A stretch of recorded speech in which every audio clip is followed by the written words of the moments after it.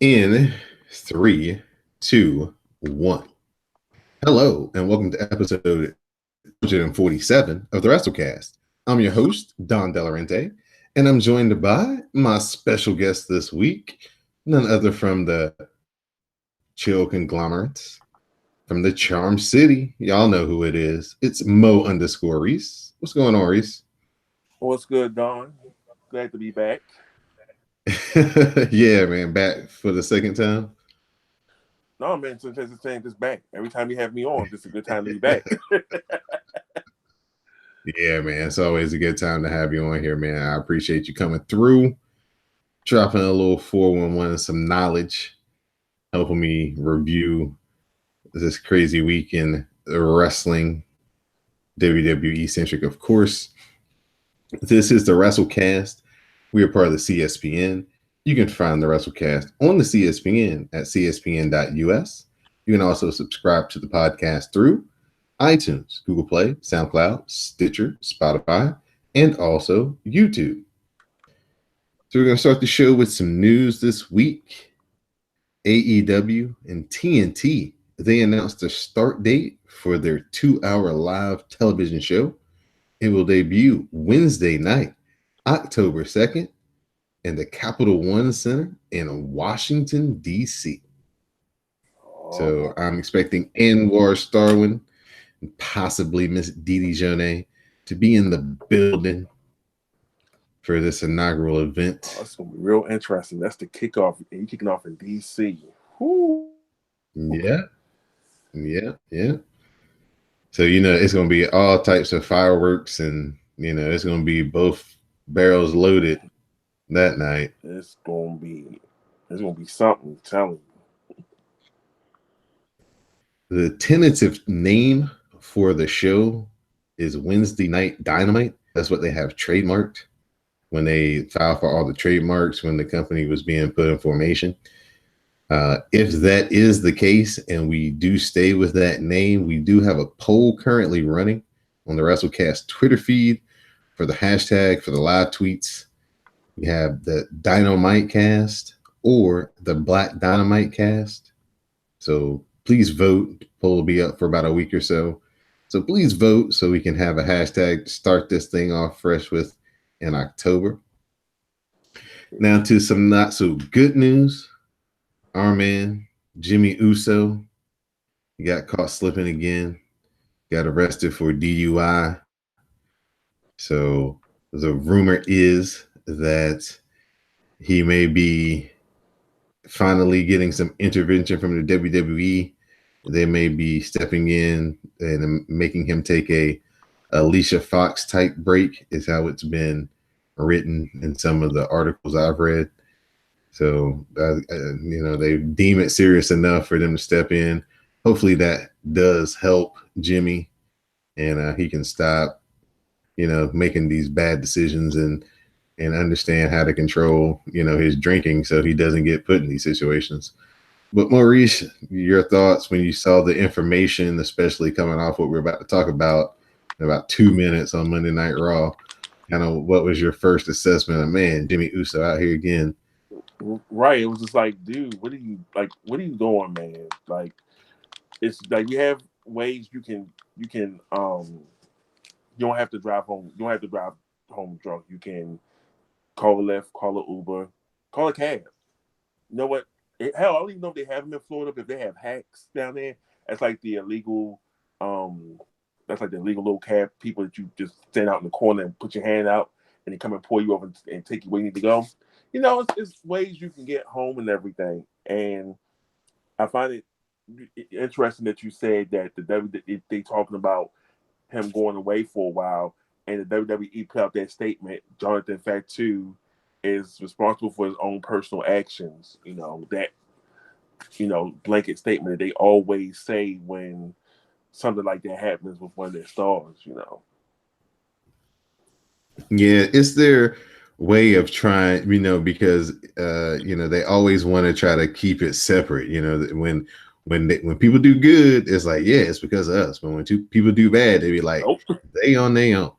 And like that's their problem. They have to solve their own problems. I'm like, come on now. Right. Now, the deal with them is everyone talks about how good their rehab program is, and if you get put into the system, then they constantly take care of you or whatever, up to a lot of times before they kind of be like, okay, but you have to like almost go ask, or somebody has to like refer you. Right. So unless that happens, maybe what I'm saying, maybe that somebody just kind of stepped in and was like, yo, we need to get them some help. So I'm placing them nomination up for whatever. And maybe that's how they got it into motion if it goes down that way. Yeah, but we'll see what's going to happen in the upcoming months, because that's going to leave his brother on the singles tip again.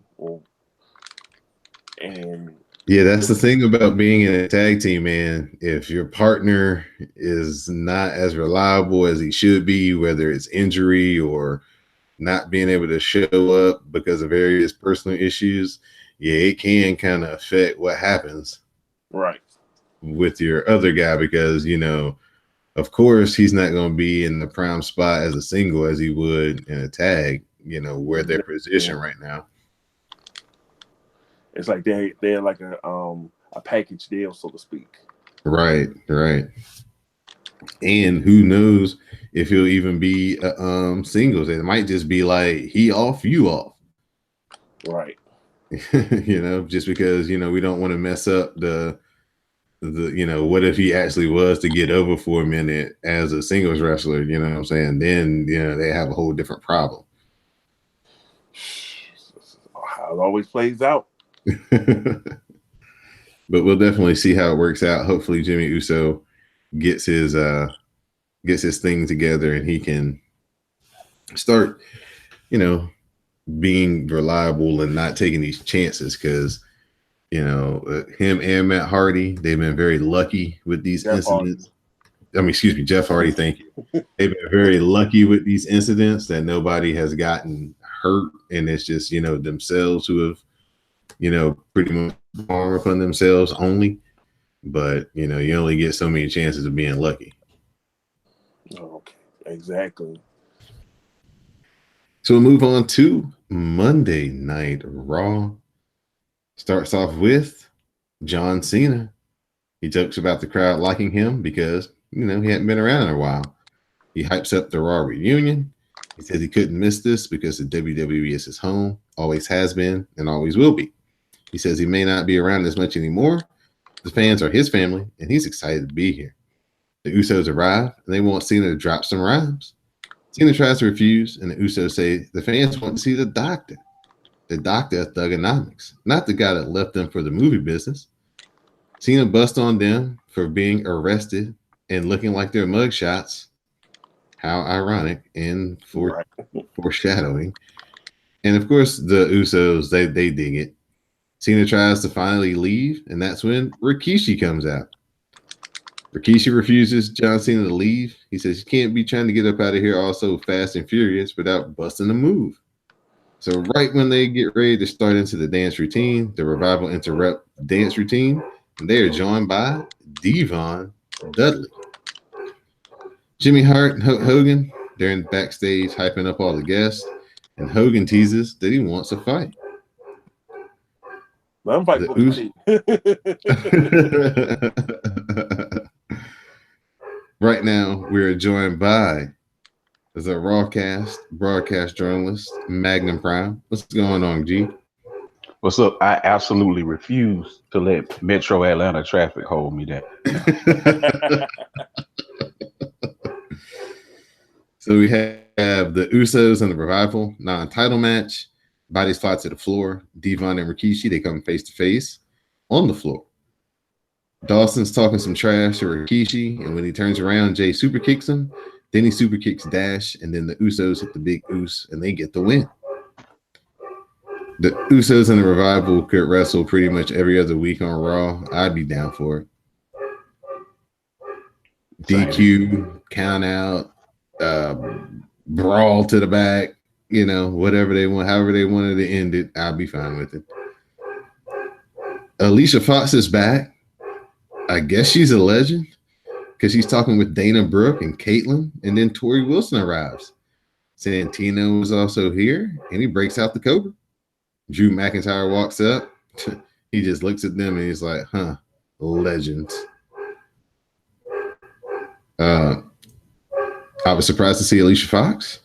It was good to see Alicia Fox. Yeah. I did not recognize who Caitlyn was. Nobody did. Oh, for real? I was the only person to do that. Dang. I saw it. I was like, that's. And everybody's like, who's that girl? I'm like, that's Caitlyn. Y'all know how Caitlyn look now? Well, and I saw her a few months ago. Well, I think a few months ago I would say a lot of people saw a lot more of her a few months ago, unfortunately. But yeah. Oh, So Charlie talks with Truth and Carmella. Truth talks about defending the title at Comic-Con against the Hurricane and Drake Maverick. Drake's wife arrives and says that Truth has ruined her marriage and Drake's life, and that distraction allows Drake to roll up R-Truth to win the 24/7 title. Good heel tactics here by Drake and his wife. Looks like she's finally on board with this title. If you saw on Twitter, he posted a missing sign for the 24/7 title with Renee in a small box with the heading also missing. Yeah, she's missing too. By the way. Oh yeah, it's this thing called My Wife. Yeah, she's gone too. But the main thing is this title. So in the aftermath of R-Truth losing the title, the Godfather arrives, and him and Charlie get their dance on. Charlie was definitely with the shits with that. Yeah.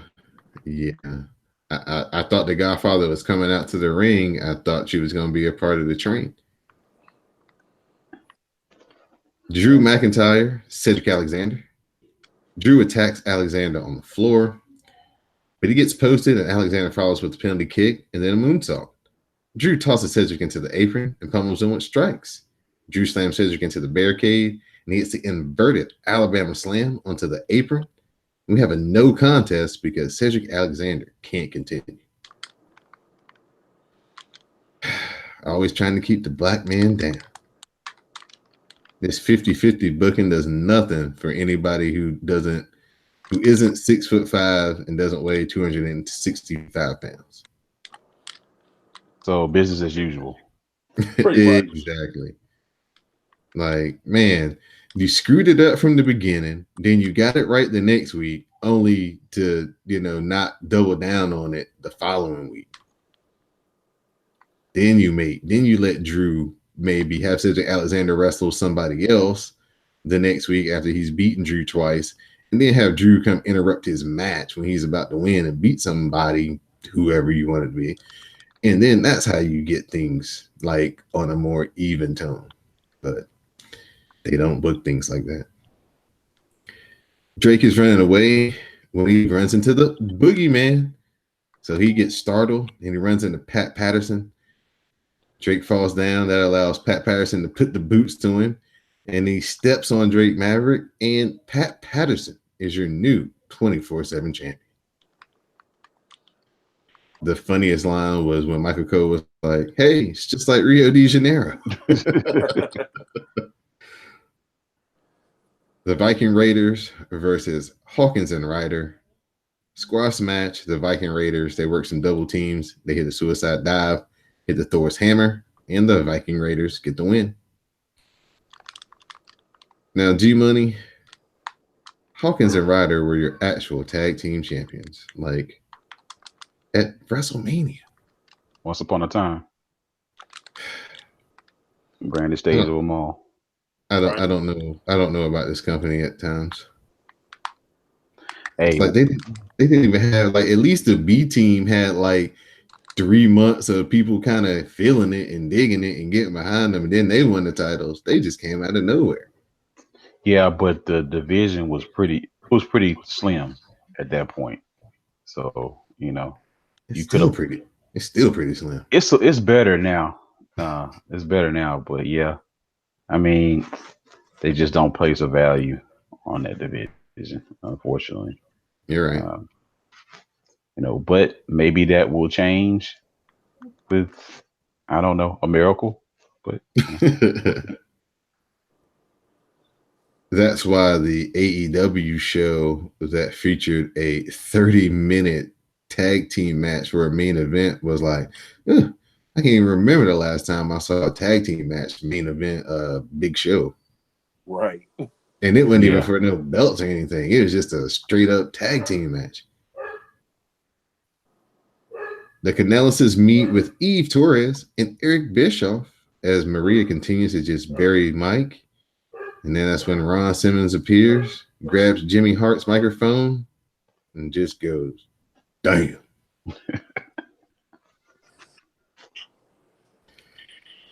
The OC, OGBC, OC One and Only Club is backstage. They put themselves over. They say they're going by the OC now. So they're the only club that matters. AJ Styles promises to send Seth Rollins a message tonight. We go back to the back. Briscoe has apparently just beaten Pat Patterson for the 24/7 championship. He's celebrating his win, leaving the locker room. He runs into Kelly, who gives him a hug, then a low blow, and then Kelly pins Briscoe to win the 24/7 title. And those we messed up. We'll never know how Pat Patterson lost the 24/7 title. We'll just never know. Or we just gonna have that image of just Gerald Briscoe just standing over top of him saying, takes one to know one. Yeah, after he called him, after Pat Patterson was like, "You're supposed to be my friend. He doesn't but a stooge." Samoa Joe comes to the ring. He's got that hot mic in his hand. Introduces himself, and he says he's here to point out an atrocity. He says we shouldn't be celebrating the plagues like the Raw reunion. He says shows like this is where the fans' addiction to nostalgia is embraced. He said you could have seen him doing what he does best. But instead, we got the Usos out here with their daddies spitting rhymes with John Cena. Roman Reigns, he takes offense to that, so he arrives and heads to the ring. Reigns tells Joe that if he has something to say about his family, then say it to his face. Just like, homie, I already said something about your family. So Reigns says, you know what happens next? And they brawl. Joe rakes the eyes and he pokes Roman Reigns. He shoots Roman into the barricade twice. Joe then follows with strikes. He rolls Roman back in and follows with more strikes. Joe then hits a headbutt and Roman goes back to the outside, but Joe rolls him back in. And as Joe is getting into the ring, Roman hits Joe with the Superman punch that knocks Joe back to the floor. Joe dares Roman to come back to the floor, but Roman's like, nah, homie, we need to have a match. Joe's like, man, I ain't finna give you no match, especially not here in front of these people. Reigns calls him a coward. Joe stops and says, all right, I'll give you your match. So how'd y'all feel about the Samoan on Samoan violence? I mean, if it had been with Samoa Joe getting the win, that'd have been more forward, but we all know how that's not happening when it's Roman in the ring. Just about that's not happening with anybody decent in Samoa Joe in the ring, unfortunately. Roman Reigns versus Samoa Joe. Joe counters the Superman punch and hits the running kick and sends time for a 2 count. The Coquina cuts follows, but Reigns dumps Samoa Joe and then hits the spear for the win. They're gonna try to turn them into Dolph Ziggler. They're gonna beat him so many times that nobody's gonna care. Yes, I'm with you on that. And that's unfortunate because between his mic work and his current in-ring style, Samoa Joe is at the best I've seen him in his career in a long time since he was younger, when he was about 25 pounds lighter when he was younger. But he has experience and he has much better, like, I don't know where these mic skills have come from, but man, him and Ali are the best promos on WWE. I won't disagree with you on that. We get Miz TV. Seth Rollins is the guest. Miz hypes Seth as Brock's SummerSlam challenger. We get footage of Brock cashing in to regain the championship. Rollins says he knows it's Brock Lesnar. He starts mocking Paul Heyman's entrance. Then he makes fun of how Brock looks. He said he puts over Brock's skills, but he says that Brock Lesnar is just a Seth Rollins wannabe, but he doesn't want to be Brock. Heyman arrives and says that he's a dose reality for Seth Rollins. Brock doesn't want to be like Rollins and tells Rollins not to bitch about the cash in. Rollins says it took Brock 4 years to return the favor, and then Heyman enters the arena. Rollins cuts him off and says Heyman can talk the talk, but he may have to walk the walk. Rollins threatens to stomp his head in, and Heyman runs away. He says for 20 years, Heyman has been putting Brock over, but Rollins thinks that he's just a man and anyone can lose. At SummerSlam, Brock will lose.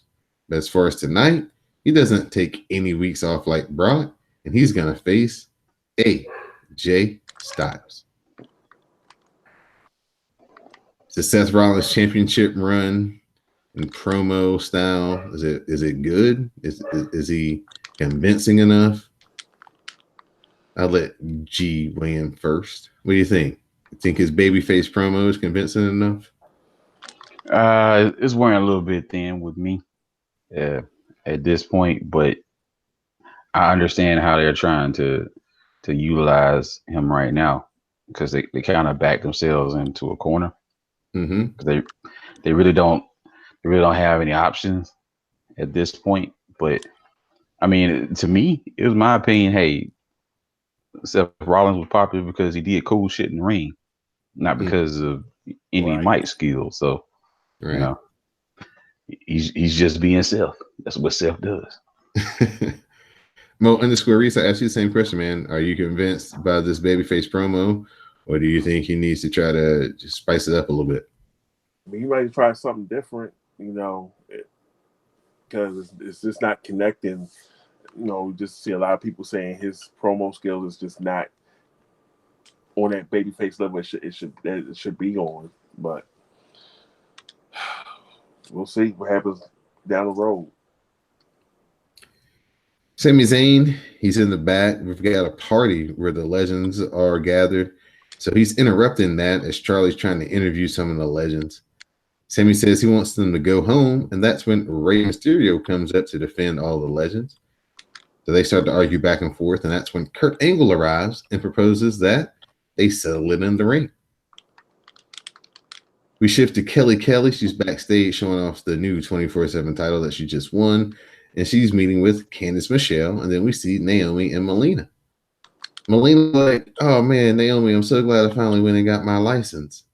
And Kelly Kelly's like, what kind of license? And that's when Candice Michelle rolls up Kelly Kelly. Melina's a referee. They get the 3 count. And now Candice Michelle is your 24/7 champion.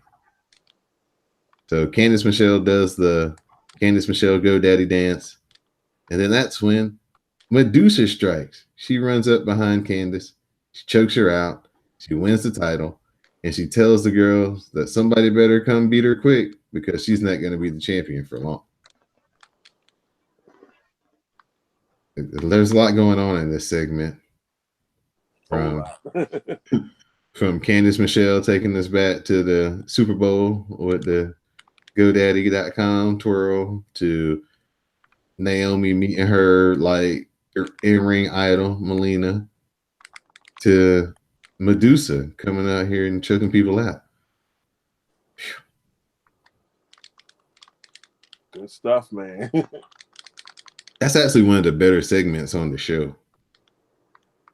Rey Mysterio, he faced off against Sami Zayn.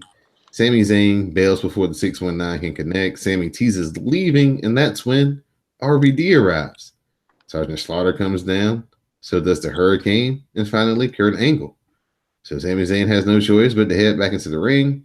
That's when Rey hits him with the Hurricane Rana, the 619, and the Frog Splash, and Rey Mysterio is your winner. Man, Sami Zayn was so cool about a month ago.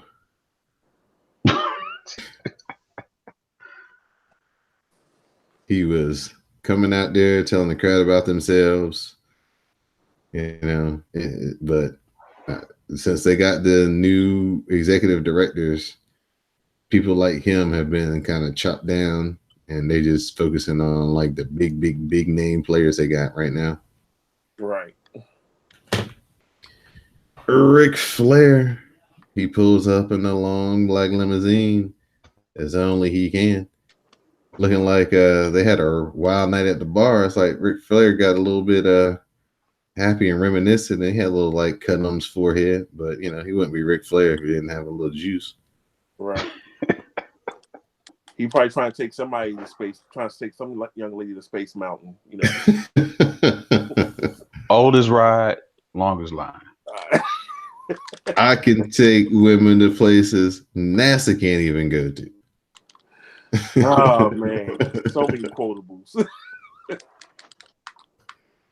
The Street Profits are backstage. Montez Ford, he's got the red cup. He's been sipping that Num Num juice. He's feeling good because he's singing the OJ's. It's a family reunion. So he's strolling down the hall. He runs into Dawkins. Dawkins is bent over. He's like, man, what you got? Some eye drops? He's like, yeah, man. I was hanging out with RVD in the locker room. He's like, what? He's like, yeah, man. He's like, you missed it. He was like, Mark Henry was there. Kelly was there. He's like, the Nature Boy popped in for a second. He's like, but then the boogeyman stopped by and creeped everybody out. So we all just had to leave. So Montez Ford is just an utter disbelief. And that's when Dawkins' phone rings, and it's the Godfather. And Dawkins is like, yo, man, I'm out. About to go chill with the Godfather. And Montez Ford is just left in amazement. So it really was a family reunion because you had the young cousins out there, you know, drinking and, you know, smoking with the older uncles and shit. Right. It's a real life family reunion. Great stuff for whoever came up with this for Angelo Dawkins. He actually to me was like, you know what? He got something.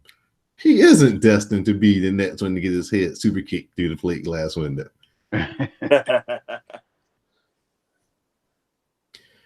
Medusa arrives to the announced position.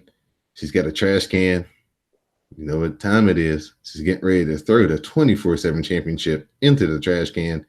That's when the $1 million man, Ted DiBiase, he arrives to stop her.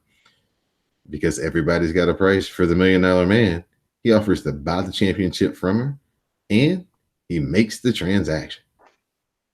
So Ted DiBiase is now your 24/7 champion. AJ Styles versus Seth Rollins. Styles and Rollins brawl, with Styles taking control until Rollins hits the sling blade. The blockbuster follows, and the springboard knee connects. Rollins hits a super kick, looks for the blackout, but the OC hits the ring with DX in tow as well, because DX came out to have Seth Rollins back once the Anderson and Gallo started nosing around in the match a little bit.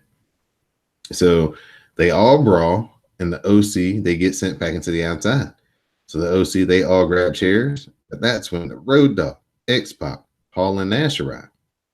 Road Dogg says that they are the OGs, that they the clique. He tells them to go get the stepping, and the OC leaves. And Seth Rollins gets to give the go home line of, if you're not down with that, we got 2 words for you. Unfortunately, the man who was supposed to benefit from this little interaction did not get a chance to. This was supposed to be Ricochet's spot, according to all reports. But unfortunately, he's dealing with an elbow infection. And so he had to miss Monday Night Raw and thus miss getting the rub off of DX and the NWO, or the clique, as you want to call it. So at this point, we've had like Devon, Rikishi, all these guys from DX. So that's like 7 people, 7 guys. No physicality from any of them. They're just like waving to people like a parade. Hey, we're here. Play our music. Dun, dun, dun, dun, dun, dun, dun. Only thing they're missing are those little things they had at WrestleMania 3 for them to come out on. Right. Drake beats up Ted DiBiase in his limo. He wins back the 24/7 championship, and that's when all the jobbers through the locker room chase him away from his wife from leaving the arena. Mick Foley is out. Of course, he gets a cheap pop from the Tampa crowd. That's when Drake Maverick runs through the ring and the jobbers chase him. Foley vows to win that title later tonight, and he puts over his history on Monday Night Raw. He shares his favorite moment, which was, of course, him winning the championship. Bray Wyatt then arrives as the Fiend, and he lays out Foley with the mandible claw. This was the only physicality by a legend in this whole evening. It was well done. Bray Wyatt is a creepy bastard. Mankind was a creepy bastard. It's 20 years later, and they passed down the mandible claw. He's gonna pass you the torch, son. Gee, how do you feel about the Fiend? How they've debuted him, and how they've also kept the Firefly Funhouse as a part of this thing too? So it's kind of like two sets of Bray Wyatt. Yeah, I think it's been pretty good so far. I think it's a great way to kind of stave off the boredom of just dealing with just one persona. So I think it was a good move. It's time for a moment of bliss. Nikki is out with Alexa. Alexa says, we need a moment of bliss after what just happened to Mick Foley. She brings out Becky Lynch. Alexa asks Becky about facing Natalya at SummerSlam, and that's when Natalya arrives. Natalya says if Becky has something to say, she can say it to her face. We see footage of last week's promo. Natalya talks about Becky's lack of friendship after 14 years. Becky says Natalya tried to undercut her by training Ronda Rousey, but she took Ronda Rousey's scalp at WrestleMania. So they begin to brawl, and the referees eventually separate them. I like this so far. The promos have been really good.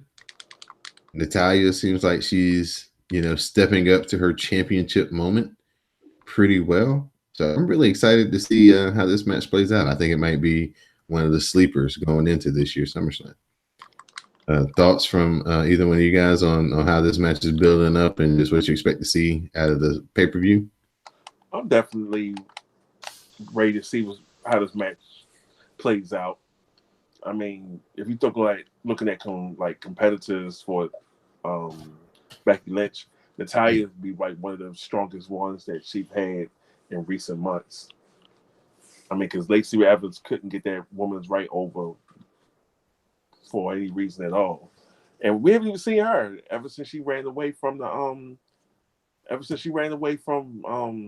tag team match. She been missing. Drake Maverick might need to have to change up his posters. G, your thoughts on Natalya, Becky, SummerSlam? Just how they're building it, and how do you feel what the track that they're on so far? Yeah, I think the build has been good. I'm gonna be upbeat about it. I mean, from what I remember, Natalya has had like the best track record when it comes to the pay-per-views. So, I'm gonna be kind, I'm gonna be nice, and I'll just say we'll see what happens. All right. Drake Maverick tries to escape, but R-Truth and Carmella are there to pin him. Truth is about to walk. Excuse me, not Truth. Drake Maverick is about to get in the limo where Renee Michelle is, and that's when R-Truth comes up, tries to roll him up. Renee Michelle is holding his hands. She's inside the limo. Carmella kicks the hands free. We get R-Truth with the win. R-Truth then hops in the limo. The limo takes off, so now Drake has lost his title and his wife. He was like, take off. And next thing you know, the limo taking off, and they both gone. I'm like, oh Lord. Took the man wife. Braun Strowman versus local competitor. Braun Strowman demolishes this dude, hits him with a choke slam, gets the win. Then we have a toast to Monday Night Raw. Ric Flair comes out on the stage, and then the whole locker room empties out behind him. Then Hulk Hogan comes out and says, he wants to tell us something, brother. It's a great night to be here with all of his friends and Hulkamaniacs. He puts over Tampa, and he thanks the fans. And that's when Stone Cold Steve Austin arrives. And that's how your Monday Night Raw ended. So afterwards, I don't know if y'all saw it on Twitter, they had like the rings all cleared out. There's nobody in the ring now.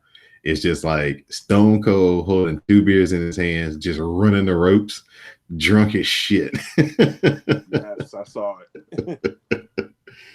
Oh, man. Stone Cold Steve Austin is still the standard, man. He is.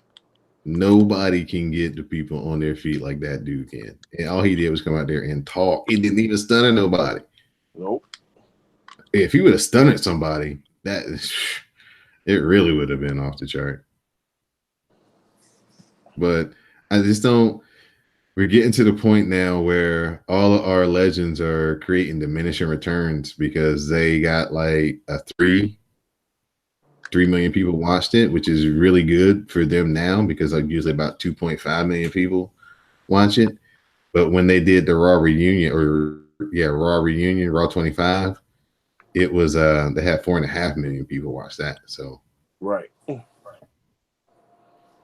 And the legends didn't do anything. They didn't do anything to really help any of the new peoples. It's like, they didn't, nobody except for Mick Foley, it helped anybody kind of move forward. You know what I'm saying? Nobody really got beat up. Nobody helped somebody beat somebody else up.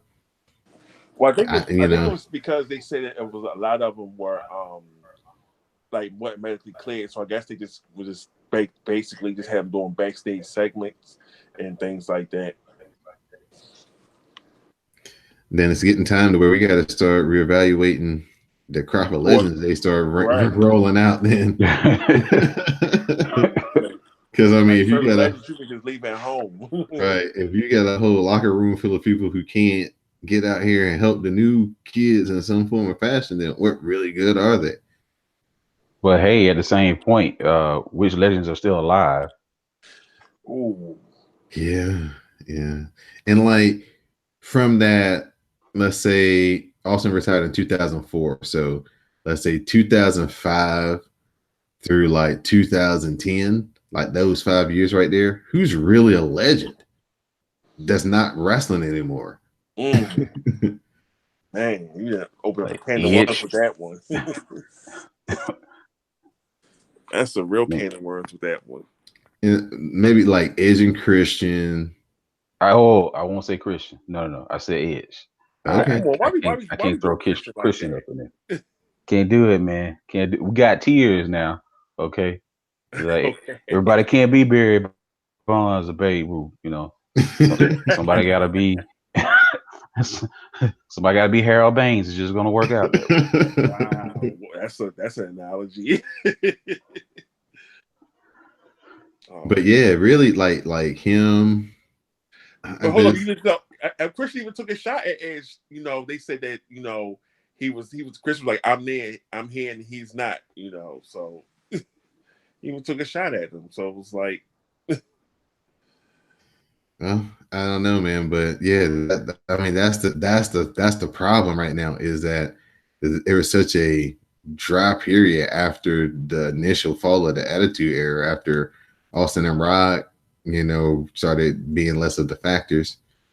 Kurt Angle is in that mix, but there's still, he would be a legend for that time. Brock, if he would retire, would be a legend from that time.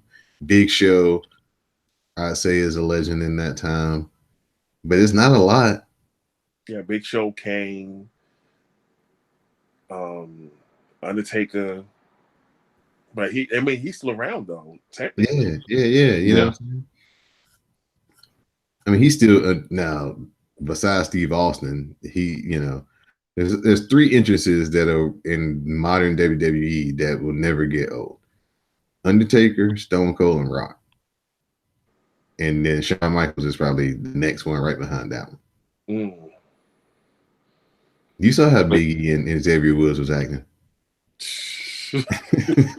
No, it was like when Stone Cold came out, that crowd came out the seats. That's like you don't get those kind of innovations no more. The people just sitting down, they quiet. They came out them seats and Stone Cold just calling for bears.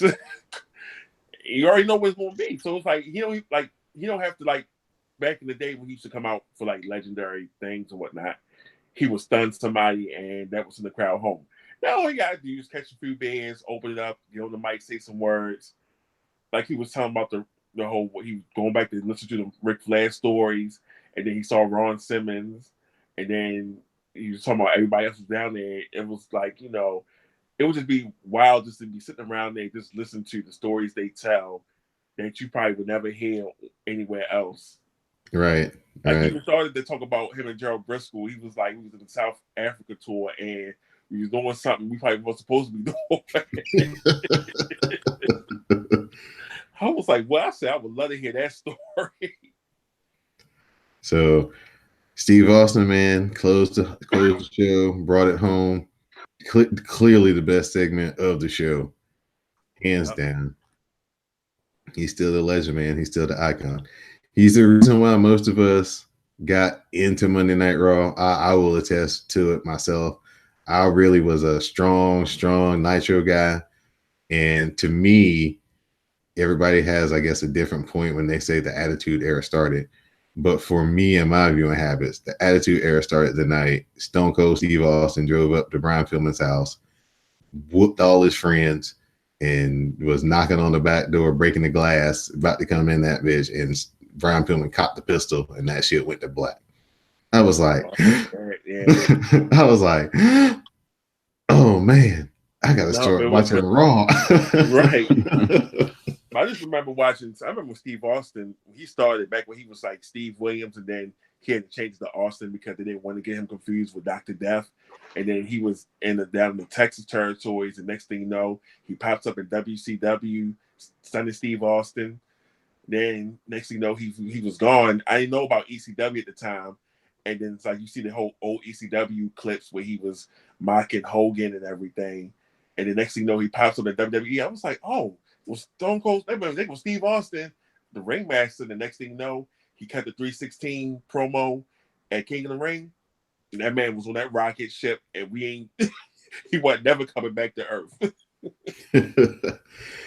I'll tell you this: when Donald Trump was in the primaries, when they had all those people up there, and he was talking shit about Jeb Bush and all that, I was like, I told my mom, I was like, you know what I'm watching? I'm watching Steve Austin in 1997, the end of 1996. Just getting on here, just saying whatever the hell he wants about Bret Hart, about this person, about that person. And you shouldn't really like it, but all the people in the crowd are just cheering. Like, what the hell am I watching? I was like, that was Stone Cold. I was like, that was the beginning of Stone Cold. And that's when Bret Hart was like, you people, you're so twisted. You let Steve Austin come out here, beat people up, jumping from behind, talk about people, and you cheer and you just egg him on. And that's when the Bret Hart thing started turning. So that was some good. That was some real good storytelling right there. That whole USA Canada beef between them two. Yeah. The Canadian Stampede is one of the best WWE pay-per-views ever. Oh man, I watched that recently, and that was a great pay-per-view. Yeah, back when it didn't have to be like 3 hours and 32 minutes, it was like 2:42. You can watch like you had in your house, like you can have a good pay-per-view in like 2 hour span, and just not have to worry about filler matches and that like that. Everything was just good. He might have your little dull spots here and there, but everything on that pay-per-view was good, and he packed it in. You didn't have to overkill with the talent and nothing like that. Right.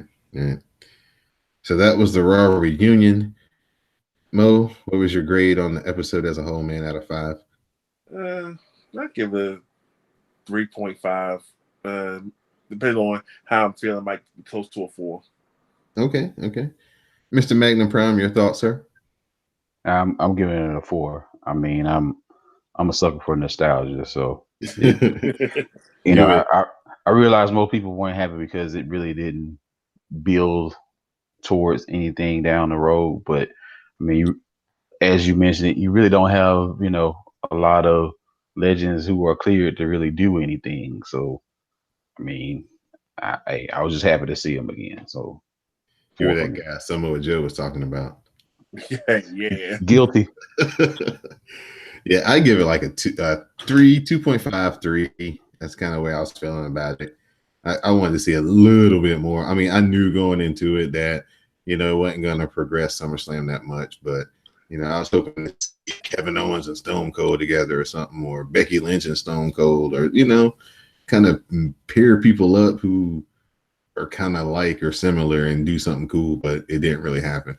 Like real quick, I remember a couple of years ago, we had the old school Raw here, taping in Baltimore, and this is when the Shield was still together, and when Jake came out and dropped the snake on Dean Ambrose, even he was in there trying to walk out, because we was in there going crazy with that or during that period. But I'm just saying things like that happened. He was trying to keep it together because I had a snake on me and everything. It's like this is like somebody I watched growing up putting that snake on me.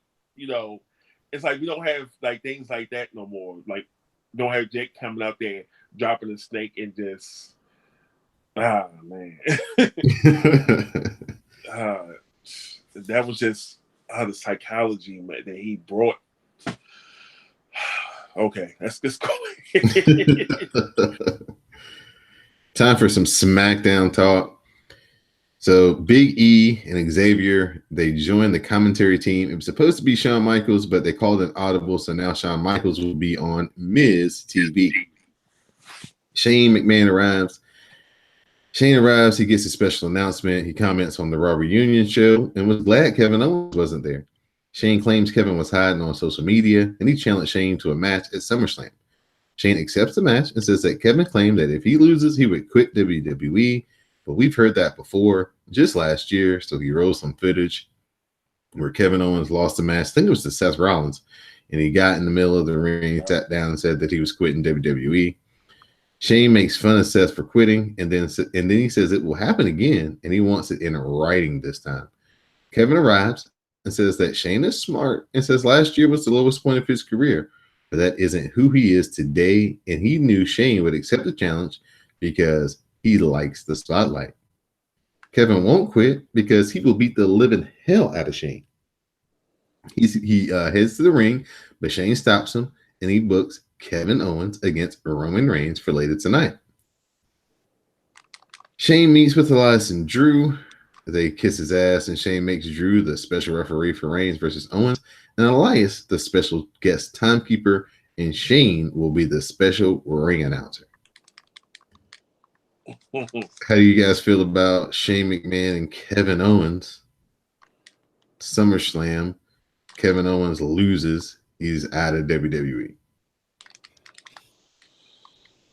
Man, not going. I mean, where he gonna go? Where he gonna go? NXT UK. I'm just saying, if he was really leaving WWE, where's he gonna go? NXT UK. That would actually be cool though if he was forced to do that. Yeah. He's gonna troll Cody and them. Some of them going to join your company. I don't know. They've been playing with sending people up and through NXT and main roster and stuff. You know what I'm saying? They might try something like, if they could convince it. Yeah, there you go. Yeah. If they could convince Vince that it would be a cool idea, then, they could maybe play it that way. But if it happens, y'all heard it here first on the WrassleCast. True that. Shinsuke Nakamura versus Apollo Crews, non-title match. Nakamura connects with the knee strike but runs into a pop-up slam. But Apollo Crews misses the standing shooting star press that allows Nakamura to hit the Kinshasa for the win. Nakamura beats down Apollo Crews after the match and hits the Kinshasa again on the floor.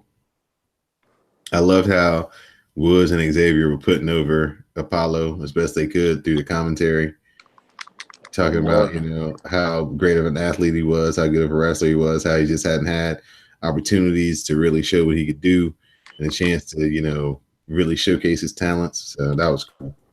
And that's the truth. He had Mo_Reese's favorite couple, Mandy and Sonya, they're meeting backstage. Hold up, time out. No. Shout out to Jay to the Max, our future Raw or SmackDown Women's Champion, Sonya Deville. You know you got to introduce her, right? So what he said and Mandy are backstage. They're getting, Mandy informs them that she basically snitched on Kevin Owens to Shane McMahon. So now they're getting a match against the Iconics. And if they win that match, then of course they will earn a women's tag team title match. Remember when we thought the women's tag team titles were going to be like real cool and it was going to foster some pretty good matches and allow more women to have more chances to wrestle on the shows? Yeah, none of that. Remember. Ancient history. None of that shit is happening. We get a Mustafa Ali video package. He needs to rewrite his story to earn a WWE title shot. He got injured and he feels forgotten, but he says he will become the WWE champion because he holds the pen and he writes his own story. This is G, have you been watching The Road to All Out on YouTube, the AEW series? No, I haven't. Okay. This is kind of like the way that they do their bills to their shows. They have like these real but they're like 3 minutes long, 4 minutes long. These like interpersonal kind of segments. You need to watch the first two because Tully Blanchard is now Sean Spears' manager. And so so he rolls through and then they have an interview with him on the second one that's real good. But the way that they shoot that is very reminiscent of this Mustafa Ali video package. And I just feel like in 2019 that might be the way to go instead of trying to like if they did one of these with Seth Rollins where it was him doing all that cool shit in the ring, but he was narrating it and talking about, I've been up against Brock Lesnar, and it wasn't necessarily him in the ring doing it, but the video playing to him doing it. I think it would make his promo much stronger, and you'd feel it a lot more in that regard. Couldn't hurt. But that's just an observation. All right, we get Miz TV. Miz shows footage from Raw reunion, of course. Shawn Michaels is the guest. Woods and Big E, they are going crazy on the announce desk, singing along the sexy boy. Miz welcomes him to the show. Shawn Michaels says he used to be the young guy jealous of the legends, but it's all family, and he had a blast last night. Shawn says that they inducted an honorary member into the clique last night in Seth Rollins, and it's been great to watch his journey. That's when Dolph Ziggler arrives to insult Shawn Michaels and says if he ends up like him, put him out of his misery. Says he used to idolize HBK, but Shawn Michaels ruined it by coming back every chance he got, just like last night. Dolph says Shawn Michaels broke his heart, and he came back and was embarrassing. Michaels admits that, yeah, it was embarrassing, but he says what was more embarrassing is that you're working your whole career just to be a second-rate Shawn Michaels. Ziggler calls HBK the second-rate Shawn Michaels, noting that he ruined his legacy. Miz dares Ziggler to do something already and tells him to stop moaning and groaning. Miz dares him again to do something. Ziggler goes to hit Shawn Michaels. He ends up missing. He connects with the Miz. Ziggler then super kicks Shawn Michaels. Miz runs Ziggler off, and then he checks on HBK. Good payoff. Good set up for the segment. Now, I don't know, like I'm getting the Miz versus Dolph Ziggler, but I really want to see Miz versus Shawn Michaels. instead. But I don't know if they can flip it in 2 weeks to make The Miz like pass off his match and give it to Shawn Michaels. How y'all feel? Would y'all like to watch Shawn Michaels against Dolph Ziggler?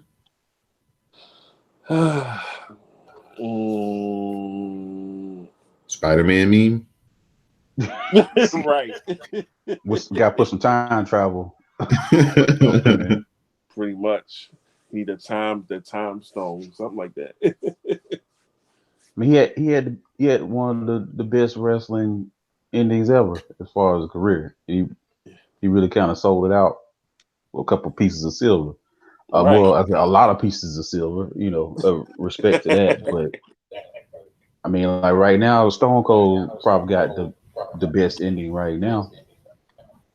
If he never gets back in the ring, but he's not coming back. Yeah. I hope not. He not. They've been clamoring for that, but I think that ship has sailed. Yeah, he's not. He's got too much.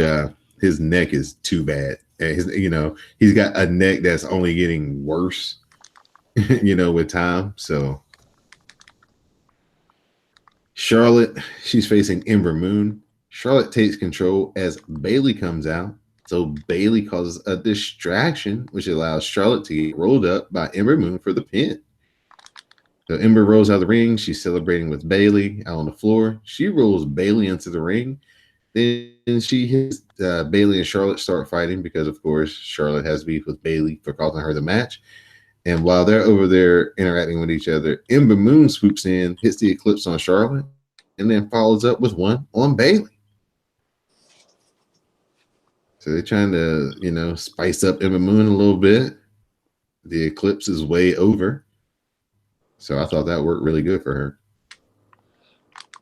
They probably need to do something with her because she's just been floating in the background. And she needed something. And I'm glad that she actually pulled it off. Yeah, this just tells you how many people they got on this roster. You know what I'm saying? Like they got so many good people on this roster that, it's hard to remember everybody. And a lot of people do kind of float on through and you don't see them for weeks or a few months and just be like, you know what I'm saying? Damn, I forgot they was even wrestling. Kofi Kingston comes out. He's going to give us who he wants to face at SummerSlam. Michael Cole's on commentary. Byron is off due to the death of his father, so condolences to Byron Saxton. Kofi arrives and says that he wants to face Randy Orton at SummerSlam. Yay! Orton arrives, and Kofi says that they have history. Back in the day in MSG, where they all chanted Kofi's name, and he kicked Orton's ass. So, of course, he shows the footage. Kofi says that's when everybody thought that it was his time to make it into the main events. But that didn't happen because Randy Orton held him back by using his power and influence. Kofi says he kept grinding, kept fighting, and he finally became champion. Orton was like, yeah, Kofi, I did hold you back because you weren't ready. He said he did him a favor. He wasn't ready then, and he says he isn't ready now. Orton says he's been on top for 18 years, and he only had to be Randy Orton. He didn't have to have a fake accent or throw pancakes. Orton says he just wins in main events, pay-per-views. Orton adds that Kofi only got his shot due to him because he injured Ali. He says Kofi doesn't deserve the title, and he will take it from him when he wants. Orton accepts the SummerSlam match, and he promises to end Kofi's fairy tale. Now, I know on this podcast, we don't really rock with Randy Orton, but god damn, that was a fire-ass promo. I'm not going to disagree. I mean, from both parts. Kofi held his own too. But man, Randy, like the whole, I'm watching it going, I don't like this dude, but damn, this is a good ass promo. So Mo finally got here. You It's told me what I I was needed to trying have to some tell you patience. the whole time. You kept You saying told me I needed to have some patience. you wanted him to pull that trigger so bad, and I'm like, you gotta have the throwaway story with Samoa Joe. They're gonna give you Orton and Kofi as SummerSlam because of the history behind it. And then when they started playing out, I'm like, now I said, Dawn can be happy. He can get his story. And this is like something that you can just put on at Extreme Rules and stuff like that. I'm like, no, you need to let this build. This is SummerSlam. This is a match that you need to have, like, for fans who've been watching for the past 10, 15 years, who remember the storyline. Everybody's like, well, this is what we need to see. We need to see Kofi, get rid of this demon out of his closet and everything. I'm really excited about the build. I'm glad that they used the old footage. You know what I'm saying? I'm glad they had a video package ready and set. I'm glad Kofi, went straight there and was like, yo, you know what I'm saying? I ain't gonna pull no punches. Randy Orton was the one who held me back. So I think they're off to a great start. And hopefully the match delivers. I don't know what the match would be like. I know they used to have some real good chemistry, but it's been a while since they wrestled each other. So it'll be interesting to see how that looks. G, let me get your opinion on this match. If Kofi does come out the winner, I think personally this solidifies him as a strong champion. But what are your thoughts about it? Well, I mean, it's definitely somebody who you would consider, uh, I think it's fair to say a legend for his era. I think it would, but to me, I'm gonna be honest. I think for him to really ascend to another level, he's got to take out Reigns for me, just for what that guy has represented to Vince over the past couple of years. To me, I'd be like, okay, you really believe in this guy, although he obviously has earned his place in the company for all these years. But if he were to be put over on Roman, yeah, for me, I'm like, okay, this is legit. All right. Now, if that is our Survivor Series championship match, you heard it here first, folks. Matchmaker Greg booking the territory 4 months in advance, 6 months in advance. Got it for free. Kofi Kingston versus Samoa Joe. Orton stays at ringside for the match. Joe grounds to action. Kofi fights to his feet, lays in chops and a drop kick. The clothesline and the boom drop follow. The boom drop followed in. We get Trouble in Paradise, but that gets stopped by Samoa Joe, and then Randy Orton attacks for the DQ. Orton RKO Samoa Joe, but he gets caught with the Trouble in Paradise by Kofi. I like this. I still don't like Samoa Joe getting fucking beaten to powder though, but he's a setup man right now, and he plays his role very, very well. Finn Balor's out. Kayla's in the ring. They're having an interview. Finn's had a rough couple of weeks. He's lost the IC title. He's got attacked by the Fiend. We see the footage. Balor doesn't know what's going on in Bray's mind with the puppets, the attack on McFoley last night. He can't explain any of it. He says Bray is more twisted than ever, but he won't back down, and he wants to have a match with Bray Wyatt at SummerSlam. Bray Wyatt appears on the screen as himself in the Firefly Funhouse and says Balor is brave and inspiring. He and the puppets are fans, but not the Fiend. The Fiend is accepting the SummerSlam challenge. Then the Fiend appears, doing the, let me in, let me in.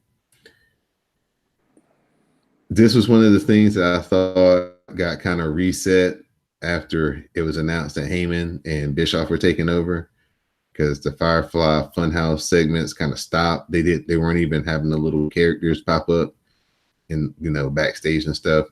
So it seems like they kind of like reset this too, but so far so good. I think it's been a strong thing for Bray. It's still going to come down to me. Does his match actually make you interested? Build is great. The interviews are great. The promos are great, but the matches were never that good. And you can only do that so many times before, you know what I'm saying, the character and all that stuff wears off. So hopefully he's learned some new holes and his match quality is more entertaining. Charlotte, she's offended that she's being left off of SummerSlam. She says she demands to be at SummerSlam, where she says that she will prove that she's the greatest of any in all generations. And she says that her challenger at SummerSlam, she guarantees, will be much better than Ember Moon. Speculation is... Yeah, I'm about to say, do you hear the speculation? Trish Stratus. G, you're going to have to pose as our SmackDown Matters correspondent tonight for Didi Jonay to answer this question. Charlotte versus Trish. Your thoughts initially, just on hearing that at first blush? I'll take it. I mean, you know, Charlotte, she's worked with pretty much everybody. I mean, I can't say that's a dream match for me, just because, you know, she's been away for so long, you know. So I mean, yeah, it's cool you're putting them together, but like, whatever. Maybe I'll get into it when I see it. Okay. They're gonna have to have some kind of build if that's gonna be speculation, since they are gonna be in Toronto. It's gonna be some kind of build is gonna, you know, pop up from that, and I'm already invested in it. I'm like, I'll take this match. We get to the main event of SmackDown: Roman Reigns versus Kevin Owens. Elias is the timekeeper, Drew is the referee, Shane is the ring announcer. They lock up, working to the ropes, and Drew breaks them up. They lock up again. Drew breaks them up again. Drew starts to talk shit to both men, and that's when Reigns attacks Drew and dumps him to the floor as Kevin fights off Elias. Shane is then rolled into the ring, and the heels take control with the numbers game. They work over Reigns, but Kevin makes the save. Owens super kicks Drew and Elias. We get the spear by Reigns, and a stunner for Elias follows. Shane is then rolled back into the ring, and he is the Superman punch and the stunner. The crowd chants for one more stunner, and Kevin Owens stuns Shane once again. Kevin promises everyone will love the ass whipping he gives Shane McMahon at SummerSlam. And that is how your SmackDown Matters ended. It's weird watching Roman out there being second fiddle to somebody, and it's not Seth or Dean. I had Keith thought Kevin was going to give him a stunner. I was waiting. Yeah. Oh, I was man. waiting. I probably would have flipped for that one. Yeah. Now that would have been something that really moved the doggone plates right there. Right. Wow. So I definitely would have moved with that one. I didn't even think. I wasn't even thinking like that. But now that you say that, at him, I'm just like, you gonna stun him, but then they just went off the air, and I was like, okay, all right. Yeah. So that was SmackDown for this week. I'll let Mr. G Money go first on his rating, 1 to 5 on this week's SmackDown, even if you watch the Hulu version. Oh, I call it like the YouTube version. Oh, even better. I mean, from what I saw, I give it a 2.5. Oh man, it's short, it's concise, and it's only the best parts. It's always the best part. Mo to the _ Reese, you was in a live tweet with us. What'd you think about this whole show in its entirety? That's 3.5. I'll give it that. You know, some things was kind of cool. Seeing Dolph super kick Shawn Michaels, and I was kind of like, okay, he can brag about something like that for a couple weeks, but no, you gotta see Miz going, take him out. Yeah, I feel just like you. 3.5. This was a strong episode of SmackDown. They did advance a lot of things towards SummerSlam, which Raw, really couldn't do.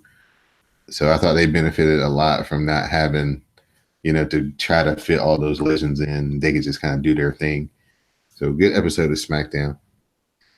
Next up, it's my favorite show of the week, NXT. We open with highlights from last week where Johnny Gargano attacked Adam Cole. We also see Steven Regal make the match for TakeOver Toronto, where it's going to be Cole versus Gargano 3. The match will be 2 out of 3 falls. But there's a twist. Gargano gets to pick a stipulation, and Cole gets to pick a stipulation. And if the match happens to go to a third fall, Regal gets to pick the final stipulation. So 3 stages of hell, basically. That's a good twist on, something that we've seen a lot of lately. Yeah. But with them, they'll pull it off, and it'll be something, wonderful. Oh, it's going to be great. Jordan Miles versus Angel Garza. This is the NXT Breakout Tournament semifinal match. Miles flies into a drop kick, and Garza covers for a 2 count.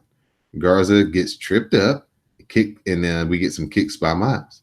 Miles hits a clothesline and a German suplex for the win. Can I reiterate again? I do not like this version of ACH. I mean, I've been seeing a lot of people saying that, like a lot of people are saying that they don't like this version of him, and I'm like, I really haven't seen like too many of his matches. So, what was just so different about him compared to what he is in NXT right now? Too much playing to the crowd. He's always played to the crowd, but it's like on fucking steroids, and that god doggone smiling.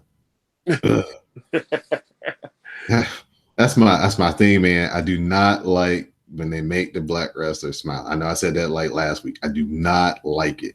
That's the thing that always got me on the wrong side with Apollo Crews, and Jordan Miles is just flashing them braces every time he does anything. Kip up, smile. Hit the rope, smile. Duck a clothesline, smile. Like, come on, man. So actually, to me, Angel Garcia and DJZ have still been the most 2 impressive people in this whole tournament. I still think that out of the people so far, I'm going to have the most interest in seeing what they do. Yeah, this was that very first match. Mm-hmm. Yeah. Oh, man. That tore the house down. Yeah. So after the match, Shane Thorne, he rushes the commentary desk. He rips the headphones off of Morrow. He's all shook. Shane cuts a promo. He's insulted by this whole damn tournament, and he claims that he doesn't need a tournament to break out. He can break out all on his own. That was interesting to see him just pop up out of nowhere. Right. Johnny Gargano cuts a promo on facing Adam Cole in Toronto, and he says that the stipulation for his fall is a match that he knows well. It's going to be a street fight. So they're going to have one fall where they get to fight all through the building and pull out all the stops. So that should be fun. Next up, it's my fave, Bianca Belair versus Xia Li. Belair attacks at the bell, and she beats down Xia Li in the corner. She ragdolls Xia Li and then misses a shoulder charge, but hits the glam slam. The back handspring moonsault follows. Binky then slams Xia Li back in the ring and hits a fallaway slam. Binky follows with strikes, and her suplex gets countered as Xia Li follows with kicks. Belair mows her down with the shoulder block and then hits her with the KOD, and Bianca Belair is the winner. You watched this, right, Maurice? No, I didn't get a chance to watch it. My tablet was acting up, so I didn't go back. Man, I don't know what it was. I don't know. Something happened, but man, when the way she hit the KOD on her, I don't know if she was happy with it or she thought it was sloppy, but Bianca Belair just had a stank look on her face when she won this match. She was not happy about something. She been on a different type of like attitude for like her past couple of matches. She hasn't really been. She's really been like, I don't know if it's like she's just been like she rubbed the wrong way, and she's definitely not like the same person that we see when she comes down to the ring every day. Yeah, man. Something else. Yeah, she was not happy with something in this match. Killian Dane, he cuts promo on attacking Matt Riddle last week. He says it was only a glimpse and that he can't wait to show us everything that he's capable of. Now, the highlight of the show. Jessamine Duke, she's just finishing up a training session at the PC. We have the security camera footage. She gets out of the ring, sits on the side of the ring for a second, catches her breath. She's going to get her stuff out of the locker that's right across from the ring when all of a sudden we hear, "Surprise, motherfucker!" And it's Mia Yim coming from the blind side with the beatdown. She slams Jessamine into the lockers, and then she beats Jessica down in front of the lockers, and then she kicks one of the lockers into Jessica's arm. I don't know how you feel about this, Mo_Reese, but Mia Yim beating up chicks, I'm here for it. No, I'm definitely was here. I'm here for it. It was just everything that just played out afterwards with that just had me like, really had me like, oh, this is some good shit right here. Okay, so what they only, again, WWE.com. If you're not watching it, if you don't go to their YouTube page to see the shit after the show, you never get to see it. But Stokely Hathaway, our man, Stokely Hathaway, he's outside of the Performance Center. He's like, "Yes, I'd like to report an assault." It's like, "Yes." He's like, "No, I haven't been assaulted." A co-worker. Yes, the person who assaulted her is Mia Yim. Her address is what, and Mia Yim like walks up behind him, and he's like, "Yeah, Mom, I'm doing great." Oh, that was so good. I was just like, "What?" He just said they talked about the dry stick. Next thing you know, Mia just pops up, and he's like, "Yeah, Mom, I'm doing good. I miss you too." And he hung up and was gone. Man, this joint was so good. Like that was that a minute and a half clip did more for me and Yim than all those sit down interviews and all that other shit. And I think basically they doing this so that I guess they're priming her to take the title off of Shayna. Yeah, so it'll be like a one-on-one. Well, the match will be one-on-one where right. she would, in theory, doesn't have to worry about the outside interference. Right. Now. She said, "I'm taking your girls out, so it can just be me and you." Yeah, I like it, man. I like it. Yeah, I'm all here for it. I'm like, listen, give me some good quality matches, And at first I was like, no, Shayna Baszler, I was just like, oh, she gets on my nerves. She's annoying, but she's doing the heel character properly for the women's division. So, has me more, interested. Even after they gave her two people who she's like light years better than and are like kind of holding her back, she still is freaking killing it. Right. The Velveteen Dream is out. He's got on this sweet looking airbrush jacket that says Hollywood Dream on the back. He talks about not having the title, how that would be like being in hell. He says he can't bring himself to say that Roderick Strong stole his sold his soul to the devil just to claim victory over him. He heard that Roddy can go all night, but if he gets the experience he's asking for, the dream will be over. He says Friday will learn that he's not big enough to ride this ride, but maybe there is someone who is big enough. He calls out whoever that is so he can experience it. That's when Roderick Strong comes out and says that he can see how scared Dream is, even behind those sunglasses, because he's the most deserving challenger on this continent, and he wants his title shot at TakeOver Toronto. Roddy says the experience will die, and that's undisputed. That's when Pete Dunne's music hits. Strong, he charges up to Dunne as he's coming down the walkway. So Pete Dunne just snaps his fingers. So Roderick Strong is all down on the ground. Then Dunne gets in the ring, stares at the North American title, stares at Velveteen Dream, and then he just walks off.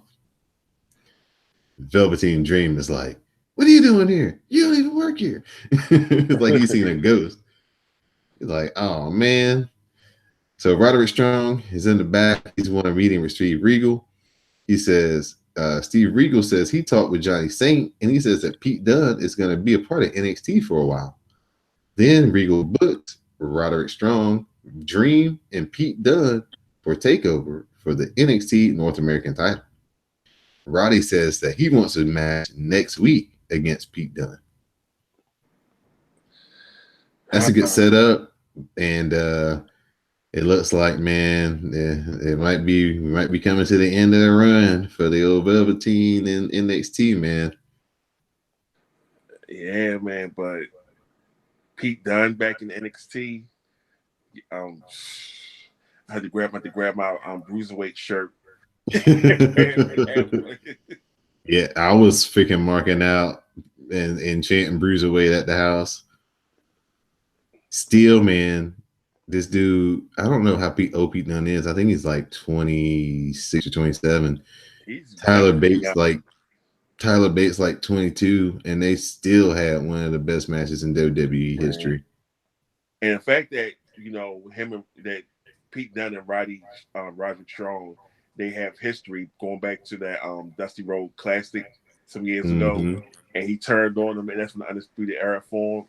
Right. And it was just like, you know, that's kind of like some history right there. But then the fact that you have them three in the ring in the match at TakeOver. Only thing missing is a ladder. To be honest with you. Io Shirai is a new dark heel version of Io Shirai versus Casey Catanzaro, aka, as Dee calls her, Casey So-and-so, aka Ricochet's girlfriend. Yeah. Io Shirai has the drop kick, the running knees, and then the backbreaker. That's when Candice LeRae runs down and she attacks Io Shirai from behind, and we get a DQ. Candice then hits an enziguri and a suicide dive. She grabs a chair, but Io runs off before she gets a chance to use it. It's the first time I actually seen, maybe the second time I've ever seen Candice LeRae actually like in like beat a bitch up mode, and not just like, you know, hey, I'm Johnny's wife and I'm happy and we're here. She said the North remembers, and she said, I'm coming for that ass. That's going to be a fun match, a really fun match. It will be. I was like, wow. I was like, because what she did to her was unfair. Now, Stokely Hathaway wanted to call the police on somebody. He could have called the police on her for that. When you first saw the Io Shirai heel look, what did you think? I'm digging it. I was like, dang, how'd she get finer? Becoming a bad guy. It's like, man, heel really is life. Yeah, man, definitely is. We got Adam Cole sitting down, giving us a promo. He's complaining about the unfair situation of adding Pete Dunne to that North American title match, claiming that the NXT management is just screwing over the Undisputed Era. But he puts over Roddy Strong being able to win the title anyway. The same goes for Fish and O'Reilly beating the Street Profits. He says the prophecy is going to take place, is shaping up. They're going to have all the gold after Toronto TakeOver. He says, as for his stipulation for the 2 out of 3 falls match, he says he's going to pick a straight up wrestling match so that when he wins, Gargano can no longer be Johnny Wrestling. It's going to be fun to figure out what Regal does for that 3rd fall. That's all I got to say. Main event of the evening. It's not Donovan Dijakovic, but it's a reasonable substitute. Damian Priest is facing off against Keith Lee in a semi-hoss match. Damian Priest counters out the Spirit Bomb. He hits kicks and elbows and then the Falcon Arrow for a 2 count. Priest follows with the Fury of Strikes. They trade strikes back and forth, and then Keith Lee hits the Pounce. Damian Priest rolls to the floor. Keith Lee follows. He rolls him back in, where Damian Priest cuts him off. Priest then follows with a tope back to the outside, but he gets caught by Keith Lee. Keith Lee counters out of that, and he throws. Priest counters out of that and slams Keith Lee into the steps. Lee is then pissed off as he stalks Priest back into the ring. Priest hides behind the ref, then he hits the cyclone kick and the reckoning for the win. And Keith Lee looked like he had one of those I'm contemplating, I'm going to have to try to maybe change up my ways. Yep. Looks on his face after this match. So if he's going to go heel, I'm here for it. But you know what I see when I see him? And it just hit me this week when I saw him wrestling, because he did that damn jump up roundhouse kick, like out of nowhere when they were trading strikes. It occurred to me, like, you know what? This is the type of dude Dusty Rhodes would have had so much fun with in NXT. Definitely. Because he's big like Dusty. He could move like, he can do things Dusty Rhodes could never dream of. But at that time and his size, Dusty Rhodes could fucking move around that ring, man. He got that charisma with the crowd. He can connect with the crowd. I mean, he can just stand there and throw his arms up and people go crazy. So I was just like, man, if Dusty Rhodes would have had a chance to work with Keith Lee for a minute, man, nope, he could have turned him into the Black American Dream. That would have been fun. But hopefully, man, they do something with Keith Lee. He's too good to just be in this like middle role they got him in. He could be the main event, man. He could be. Because he can wrestle really big guys and do all the power shit and plus flip. Then he can catch all the little guys and also keep up with them and do their flips. So, he's got a good package that would allow him to have a lot of different matches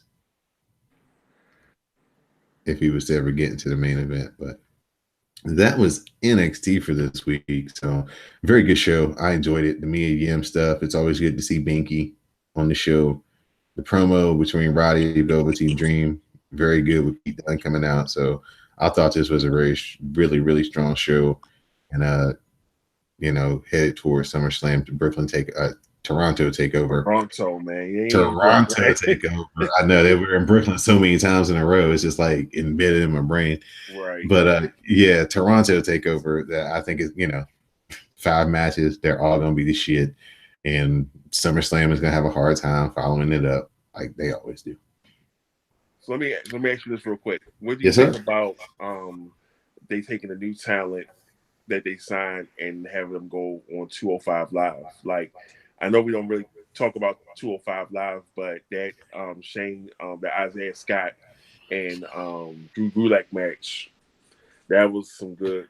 Oh, that was real good. That was real good wrestling right there. I really thank you for telling me I needed to give me the heads up on that, because I rarely watch 205. And but that was definitely worth it. I'm really a big fan of this current Drew Gulak. I'm really a fan of Shane Swerve Strickland. I don't know who this is Isaiah Swerve Scott dude is. Blaine Vince will always want to change names and stuff, man. I'm like, just let him keep that name, and so that's how fans know him. I'm like, Isaiah Scott. I'm like, who's going to? I'm like, okay. Yeah, like I don't got no connection with no damn Isaiah Scott. I got connection with Killshot and Swerve Strickland. Right. But yeah, he came out. They was just doing that was a great match on Tuesday night after SmackDown. Yeah, it was the tag team match with it was Garza and Humberto Rio. Yeah, against Metalik and Kalisto. That shit was good too. So it was long, but it was good. So from what the rumblings is going to be, they are looking. So since AEW announced their show, they're looking. This is like the talk that they're going to combine NXT and 205 Live and have that be the competition. So they're going to put it on Fox.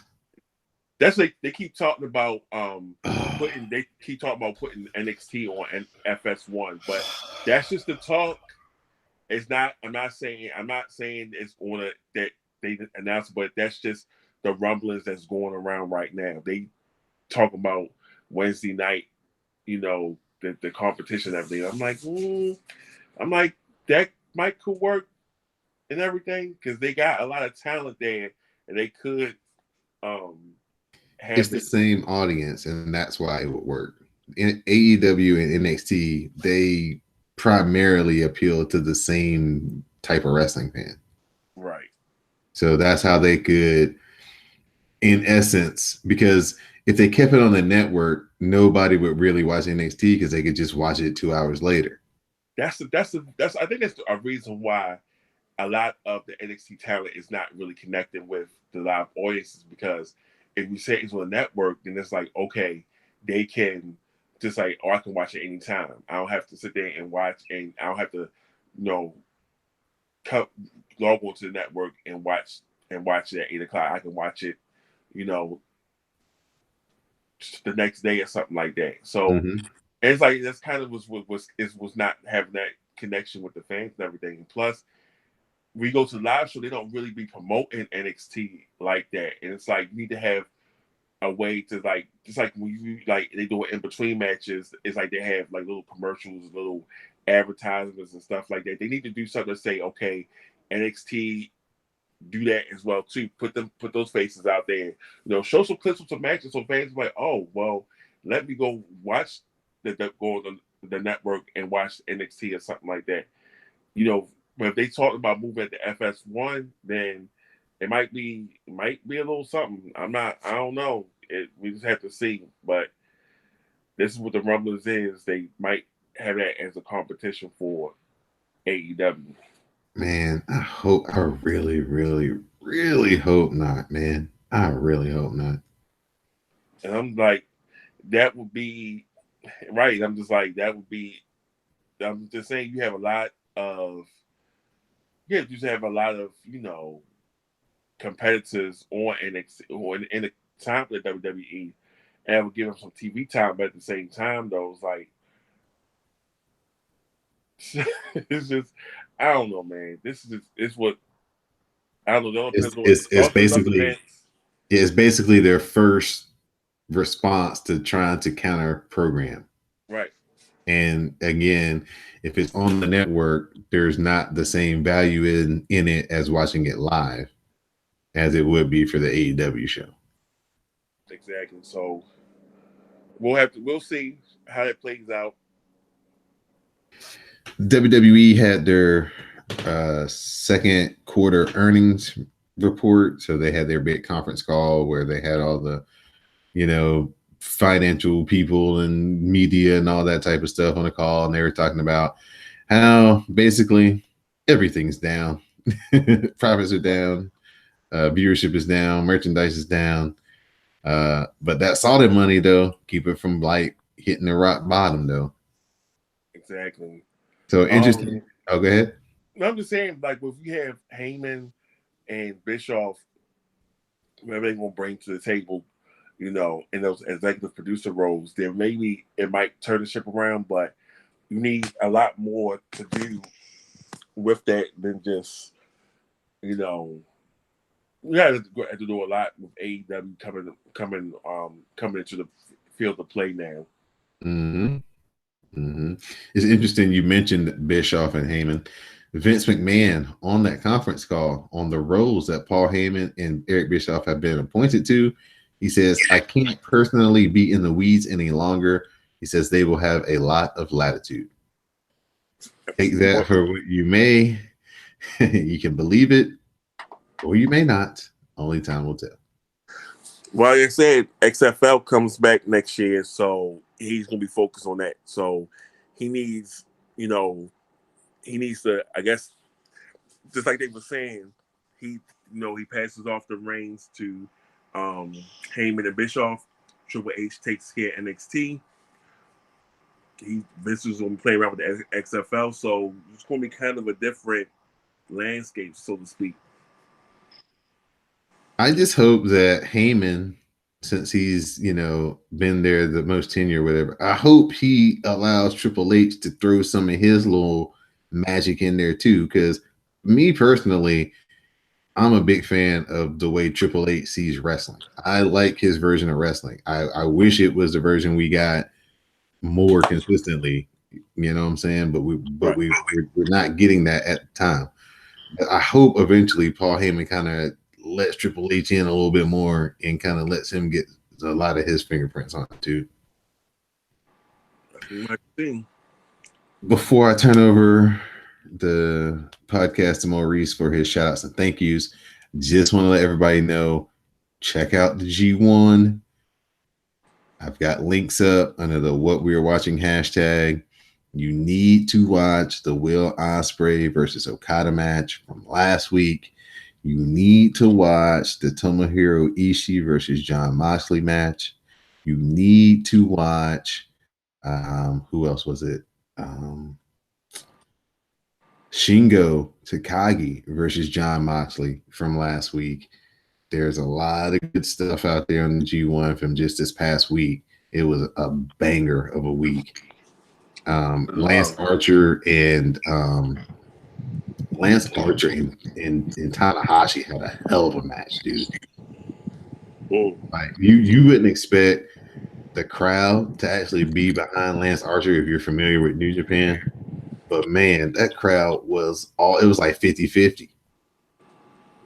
It's like 50-50. Also, Naito faced off against Ishii. Tomohiro Ishii is the best bout machine in the world right now. He's taking over Kenny Omega's spot. Every time this man puts on his boots against a really credible opponent in a one-on-one match, it's damn near classic. It's a 4-star match. He is just killing it right now. Oh, okay. Let's see what other matches I have. Moxley. Just going through here, looking at the hashtag so far. It does start back up tomorrow, which will be Saturday. Saturday and Sunday are going to be real strong because Kenta is going to face Okada, and they're both undefeated in the tournament. Oh, man. Yeah, that's going to be a banger. And then Jon Moxley is facing there's somebody that's undefeated in his block, but I forgot who it is, and they're facing off against each other too. So it's going to be a heck of a weekend for the G1. So please check that out. Saturday night, there will be a special edition, SmackDown Matters, starting at 9 p.m. on the WWE Network. Kofi's going to defend the championship in a 3-way against Samoa Joe and Dolph. And I think Finn Balor is going to wrestle Nakamura for the United States Championship as well. So use the hashtag SmackDown Matters. That'll be the official hashtag for the special SmackDown. It's called Smackville in Nashville. Yeah, Smackville. Didi Jonay, you need to make sure you watch this because your man is supposed to have a special live performance. So we'll get to hear the sounds of Elias in Nashville. So hopefully that'll be fun.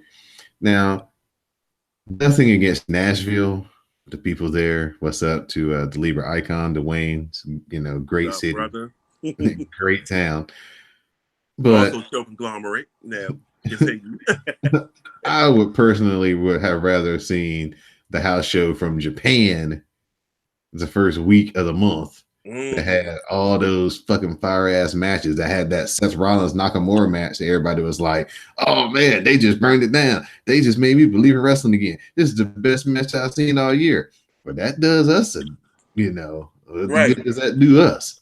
I'm telling you, they have all the good matches. All the good matches happen on the house shows. It's like, well, damn. If y'all gonna have a pay-per-view quality match, at least show it, or at least tape it and show it. Like as just a standalone, but they're not thinking like that. So we're getting this event from Nashville that ain't got nothing nearly as that cool on it, but maybe they can deliver something we weren't expecting. So but go after Raw had went off, I kind of stumbled onto World of Sport. I don't know if a lot of y'all have Stadium. I guess it's a new channel on your cable systems, but Stu Bennett, well, we know him as Wade Barrett, he does commentary on there, and It's like it's over at the UK. I think Will Ospreay had a match on there. He had a match on there Monday night. It was pretty good. They've been airing since like the end of June. Oh, nice. Yeah. Folks, y'all need to get real familiar with Will Ospreay, man. More than just this little Twitter beef with Seth Right, Rollins. I'm about to say that. I'm saying don't let that fool you. That man can really go in the ring. Yeah, don't let Seth Rollins' opinion of what he is and who he is cloud your opinion. Go watch his matches. He is on pace to be the wrestler of the year for this year. Definitely. He's had tremendous matches this year. The match against Okada, he wrestled Kota Ibushi. That's another match you guys need to check out underneath the What We Were Watching hashtag from the G1. He's had in like 4 days, he had like a 4-star match and a 5-star match. Dude is pretty damn good right now. So Maurice, I'm gonna turn it over to you, man, for your shout outs and thank yous. All right, so shout out to you, Don. Thanks for having me on. Shout out to Greg, DD. Shout out to Classic. Shout out to Mel, because as DD said, she always gets shout outs. Shout out to Jubila Julep. Hope to see her at Raw on Labor Day in Baltimore. Everybody who be in the the WrassleCast, SmackDown Madness, who be talking wrestling and everything. Shout out to everybody. We have a good time. Some of y'all get loosely carried away, but I'm not going to take it down. I'm gonna let it slide. Some of y'all be taking away with your comments, but it's all good though. It's wrestling, and all of us are different fans in our own type of way, so to speak. So, yeah. Also, shout out to popcorn. Butter popcorn, delicious. Exactly when you really hungry or something like that. But yeah, you gotta get that movie theater butter popcorn though. You gotta. Oh yeah, I do. Gotta up the grade a little bit. Yeah. Once again, I'd like to thank Mo_Reese for joining us this week on the podcast. Also like to give a shout out to the WrassCast broadcast journalist Magnum Prime for being able to slide in, join us for a couple of segments. That's always good to have Greg on. Give a shout out to Miss Didi Jonet out there in the world. I hope she's doing well. Shout out to Jace the Max, all the gorgeous ladies of the WrassleCast. Thank y'all for y'all support. Everybody who listens each and every week, all the podcasters here on CSPN. Also, check out CSPN.us. Click on that link that says keep our podcast free. Shout out with our sponsors. Help keep the show free each and every week. Also, check out the Patreon page, patreon.com/CSPN Media. Check out the dark match. Anwar Starman and Terry's Boy, they joined me for this week's dark match. We go in depth a little bit on those comments made by Seth Rollins, his doubling down of his comments they made earlier this week about Will Ospreay and the comments he made about Dean Ambrose taking food off his table. We go in depth about that, and we talk about some other things going on in wrestling. To be very honest with you guys might want to start subscribing to the dark match, especially when AEW starts, because probably most of our coverage of AEW is going to be taking place over there, just because we don't want to make this podcast 3 hours. And if we added AEW to this list of reviews, it would just be ridiculous. so go ahead and get on board now. We've got over about 70 different dark match episodes, various conversations about wrestling, sometimes not about wrestling. But once AEW does kick off, that's probably where more of our coverage is going to be. So just a heads up on that. Also, there's merch for the WrassleCast, teespring.com/stores CSPN. You can get your coffee mug. You can get your Amadidi Joe Guy shirt, WrassleCast shirts. So please support the podcast. If you're going to a live event and you might be on the hard camera side, buy some merch. Support the show. So get this on screen so I can screen cap it and tweet it out, and everybody can be like he was in the building. So thank you once again, Mo_Reese, for joining me. Thanks to Magnum Prime for also joining us. I'm your host, Don Delarente. This has been episode 247 of the WrassleCast. Please stay tuned for the parting promo. Wow, we actually did it. Yeah, man. Made it through, thankfully. Yeah, man.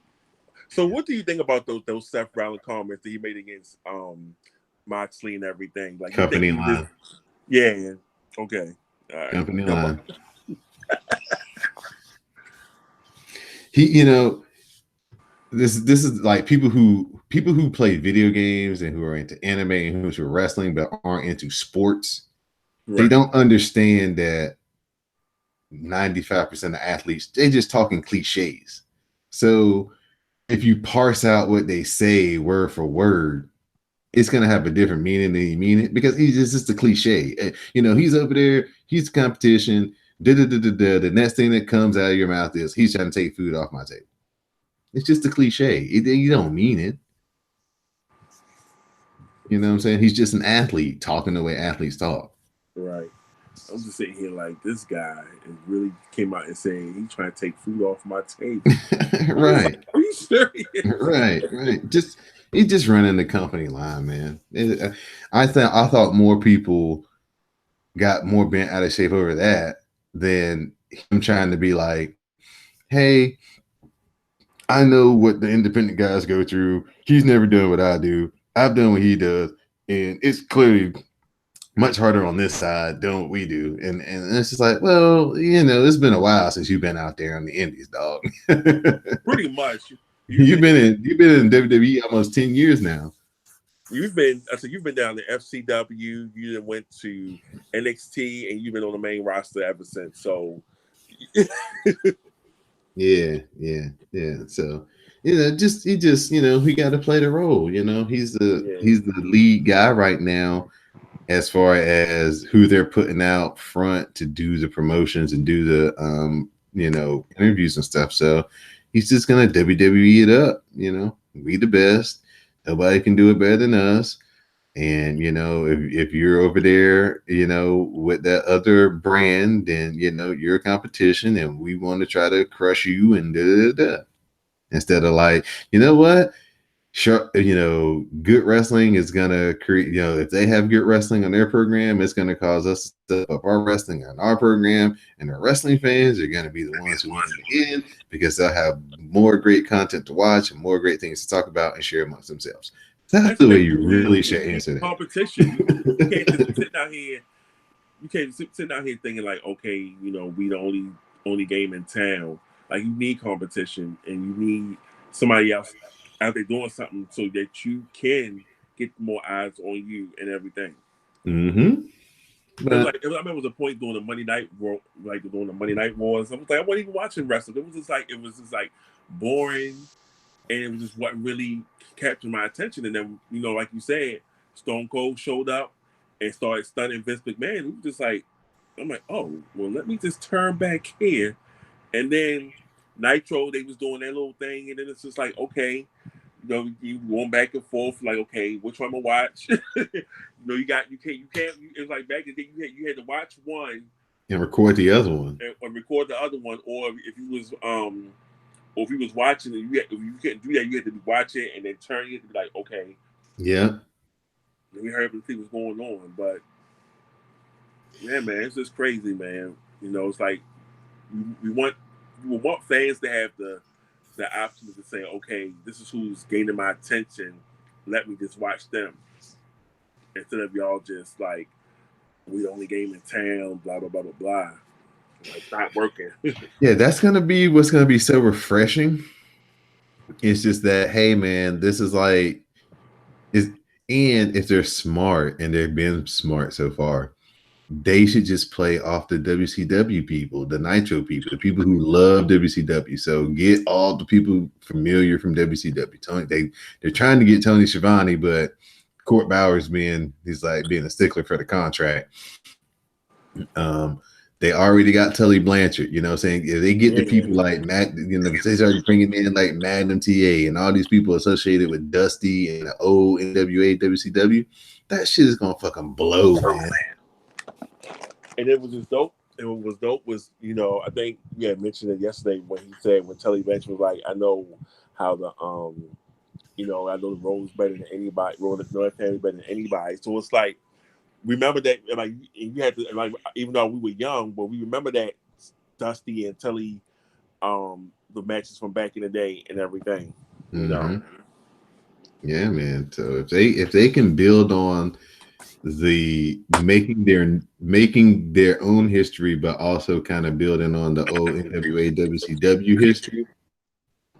If their goal is like, okay, the WWE guys, we have a hard time getting them because of the various contract situations, and some people just don't feel comfortable doing it. You know what I'm saying? Even though they might not be in the contract, they just don't feel comfortable doing it. So that's cool. Don't even go that avenue. Got all these WCW people who didn't go to WWF or who aren't affiliated with WWF that they can choose from. Like, what if they were the ones who were able to get Psycho Sid to come to something, and he just fucking come out there and powerbomb somebody just out the blue? You know what I'm saying? I'd be like, what the?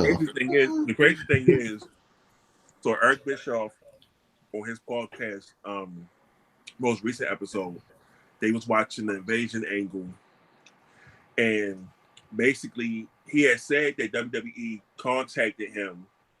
Like he said, Jim Ross contacted him and said that they was like interested in using him for the angle, and he was like he declined and everything, and then he was just basically like he could have seen like what could have been done on that side and everything to say, hey, this is like he said when they was just talking about, he said he probably would have had things played out a little bit differently, so to speak, with like, who would have joined, who would have been on the alliance side and everything, so to speak.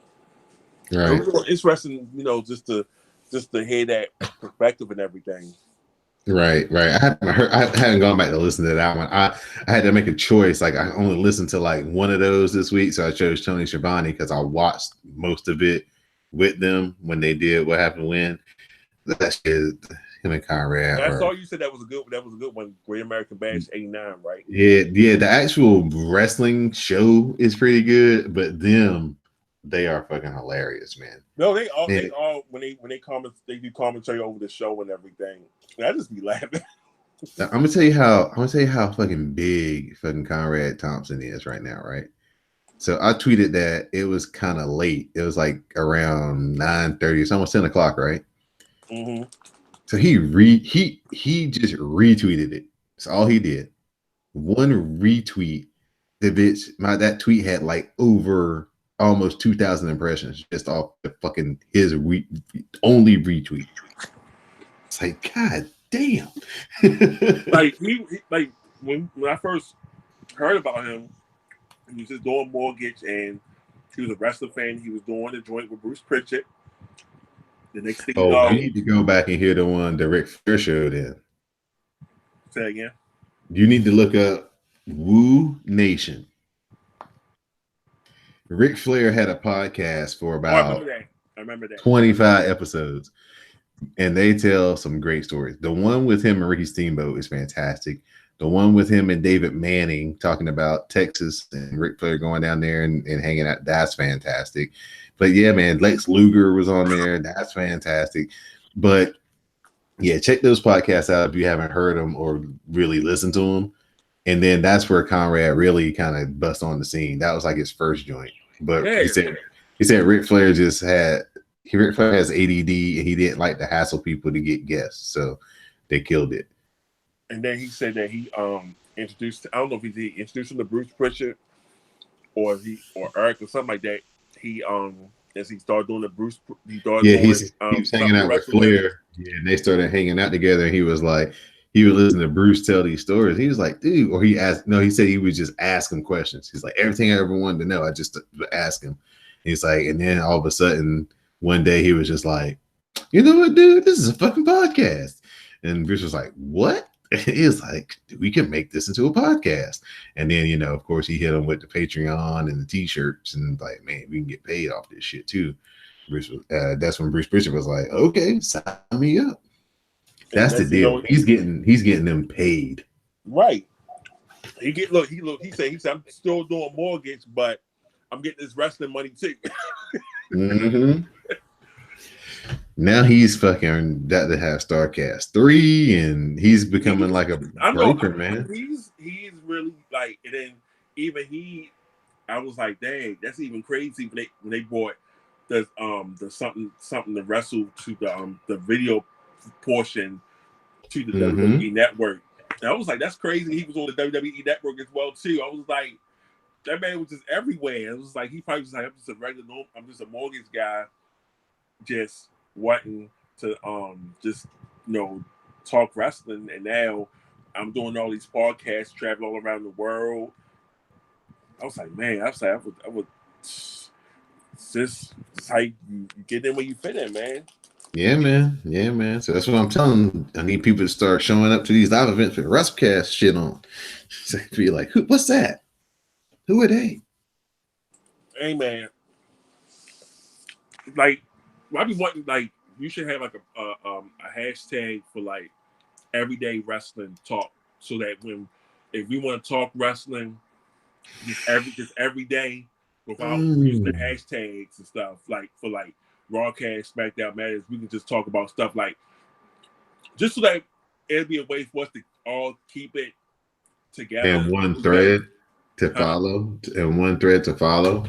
Yeah, I'm just saying, like, something like we can all talk, so we can, if we need to know what's going on, instead of like getting it from multiple sources, we can just say, you click the hashtag and you can just say, you'll see different topics pop up or will show up about, certain wrestlers did this and they did that, or they had some news. So just like a news, like a news feed almost. Yeah, just something like that on the hashtag, just so that we can all just talk and everything. Because it's like, I was talking that when Jeff Hardy not Jeff Hardy, when Jimmy Uso, and I was just like, dude, I was like, what are you doing, man?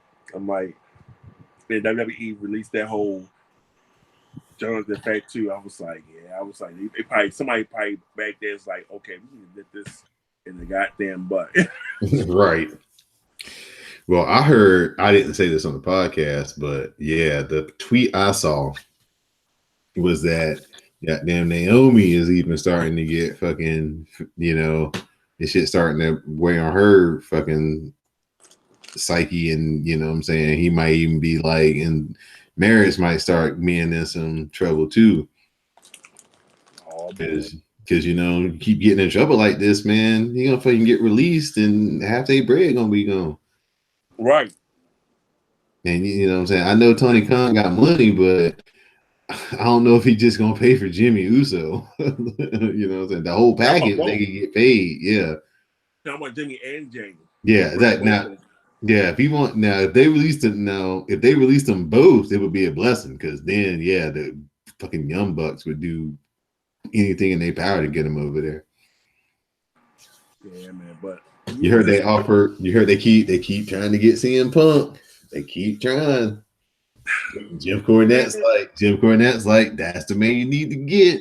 He's like, you got the money to get him to pay. He's like, stop trying to get these motherfuckers from WWE and New Japan.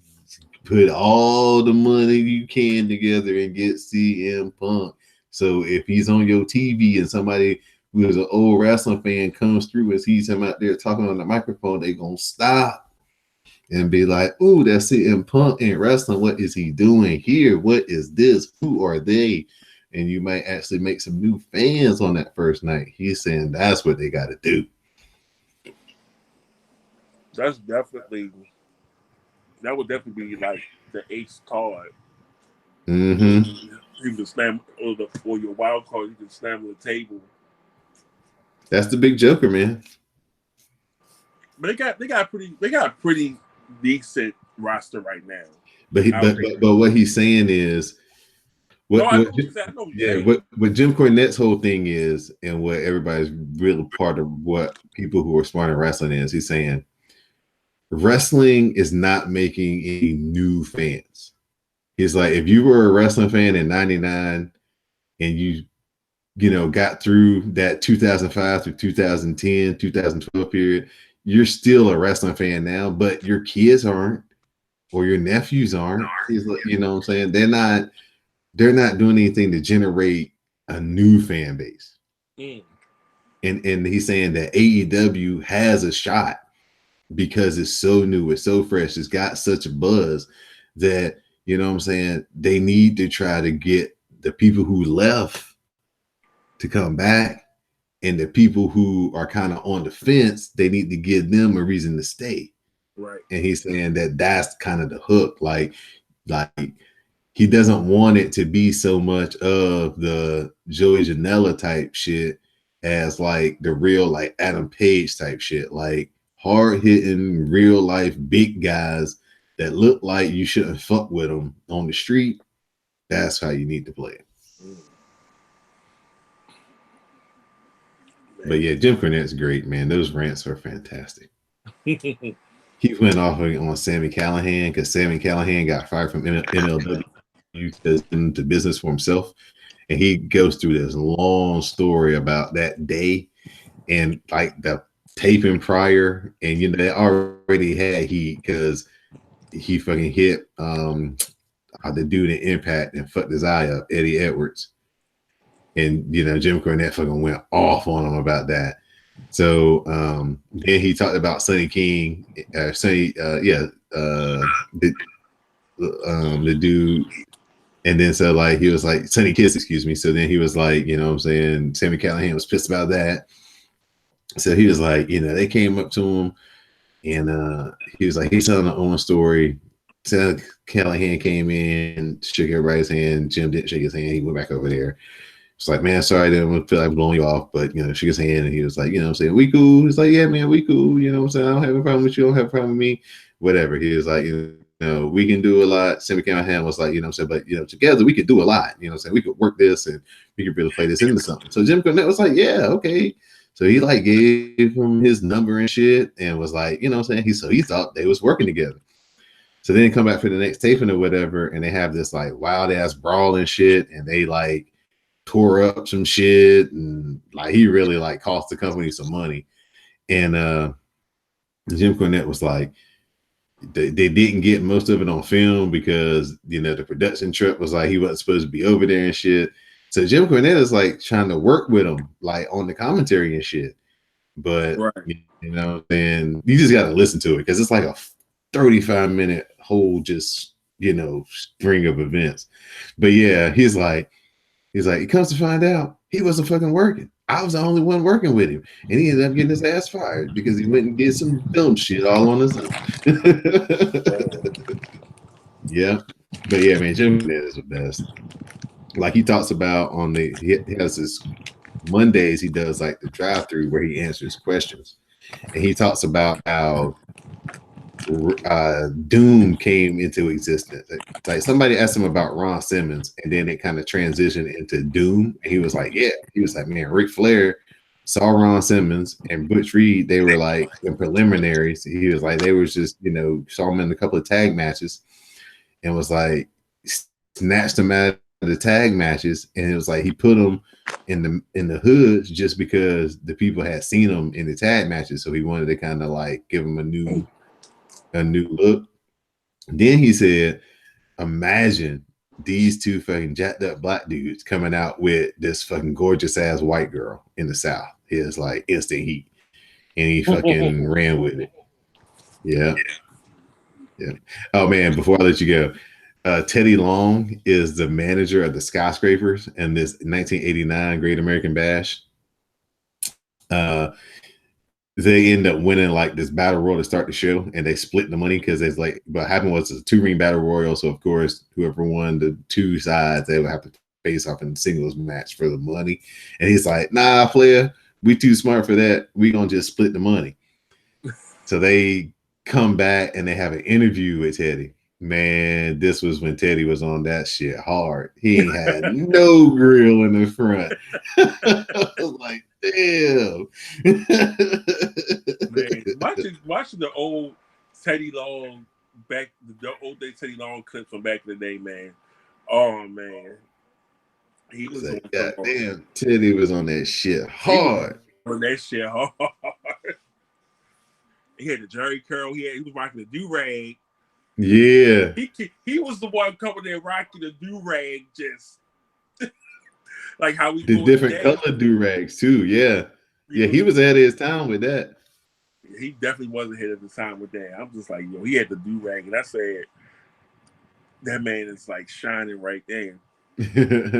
But yeah, man, Teddy Long is a fucking success story, man, because you know what I'm saying? Yeah, he was on that shit bad, and then fucking wrestling, helped clean him up a little bit. Yeah. But Now he's like a beloved figure in wrestling. Yeah, he got stories for days too. It's just like, Yeah. it's a lot. But you know what? I'm just wondering, real quick before we go, what would have happened if the contracts and stuff wouldn't have if they would have really paid attention to the contracts, kind of like how Lex Luger showed up on Nitro, Right. the first Nitro, and how Medusa came up and dropped the title in the trash can. Like, what would have happened if Shawn Michaels showed up on a Nitro? What kind of landscape? What we would have been talking about today? Hey, he showed up on Nitro. That sounds great, but WCW wouldn't have known how to use them. They got Bret Hart right after the Montreal Screwjob. What the fuck did they do with him? Nothing. Kept him off of TV for like 2 months. And then they had him fucking be like a lame ass fucking special referee when they did have him get involved in something. They wouldn't know how to use him, man. They wouldn't know how to use him. You gotta think about they had Steve Austin. Yeah, but again, they didn't know he was a different Steve Austin, and they didn't know how to use him. Right, that's what I'm saying. They didn't know how to use him. And then he goes to ECW, cuts the memorable promo, and like I said, he goes to WWE, and once he cut the 316 promo, that was it. It took him a while to get to the 316 promo, though. I mean, as the ringmaster, he was fucking just same old Steve Austin that we knew before. But you know what I'm saying? He was like, they beat people up, and the next thing you know, he goes and cut that promo out. And I watched that promo just to watch it, just to see. He was like, you thump your songs, talk about your songs. He's that Austin 316 that I whoop your ass. No, the way he starts it, where he's like, get his carcass out of here. It's like, damn. Get that piece of crap out of my brain. Yeah. You ain't got what it takes. I was like, ooh. Yeah, like, damn. He fucking starts that shit fucking gun blazing. He said, go get him a cheap bottle of Thunderbird so he can muster up some of that confidence he has. I said, ooh. I was like, well, God. But again, that's what I've been trying to tell people for 4 years on this program. The promos are what makes this shit entertaining. The matches are what the matches are, but the talking, and because the WWE has the most unnatural talking in fucking wrestling, that's the reason why we don't care about these people. Is because we never get to see the real them unless you go to WWE.com or unless they post something on Twitter themselves. But the shit that like if they go to themselves, and it's like, yeah, like when they had talking smack and that when Miz cut that promo on Daniel Bryan and made him get up and leave, I was like, this is like you want the Miz has been that's the springboard to actually where the Miz is right now. That was what he jumped off of that, and he hasn't come down since. But again, it was a fucking throwaway show that nobody was fucking into, where they could kind of get away with a little bit more. And once it started popping, and Vince had to get his hands on it, and it fucking started sucking, and he just killed it. Because again, when he doesn't have control over this shit, it actually is very, very Thank you. Because like if they're doing stuff on their own, like they just being creative on their own, and we've seen a lot of things that wrestlers have done that's just been quite entertaining. And I'm like, if you talking like you want us to get into the match, like you said, you gotta have a good promo. If you have a good promo, then I'm like, all right, I'm ready for this match. Let's go. Right. You can't sit there and be like, okay, you gotta go out there. I'm like, no, sell me with the words. You gotta sell me on the story. Mm-hmm. Like if they're gonna keep with this, no, if they're gonna keep having these short little matches on Raw, where like the main event is like 8 minutes long or whatever, then they just need to go back to fucking squash matches, and let them talk for real. Beat up somebody, let them talk about who they fucking want to wrestle next. Like you Have watch that guy come out. shows, like the old shows from the 80s and early 90s, and they just sit there and they would just they have a little squash match, like you said, and they just cutting promos and they just sit in front of the camera and they just going. You just like just like, okay, I'm into this. I'm into the storyline. I'm into this rivalry. If you watch that shit now, that shit's still fucking entertaining as fuck. It is. Because like I said, the matches are what the matches are.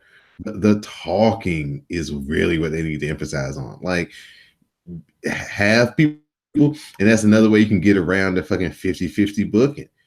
You know what I'm saying? Stop beating Apollo Crews every week. Stop beating Samoa Joe every week. You got a whole fucking NXT full of people who need experience. Bring them on TV. Let them get beat. Yep. You know what I'm saying? Let them get beat. On Monday Night Raw, let them take an ass whooping from Sami Zayn. What's the problem? Nothing.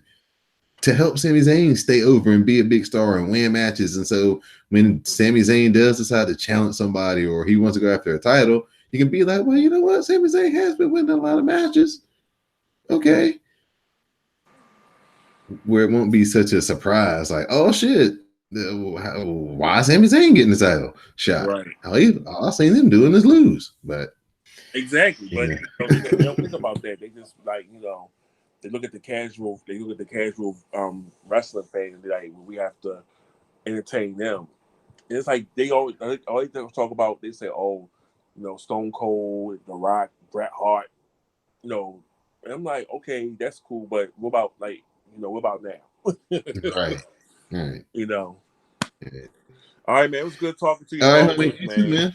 All right, man. I definitely appreciate it. It's probably no be problem. out in probably like an hour and a half once I put all the stuff into it. All right, cool. All right, man. Okay, man. Later. All right, peace.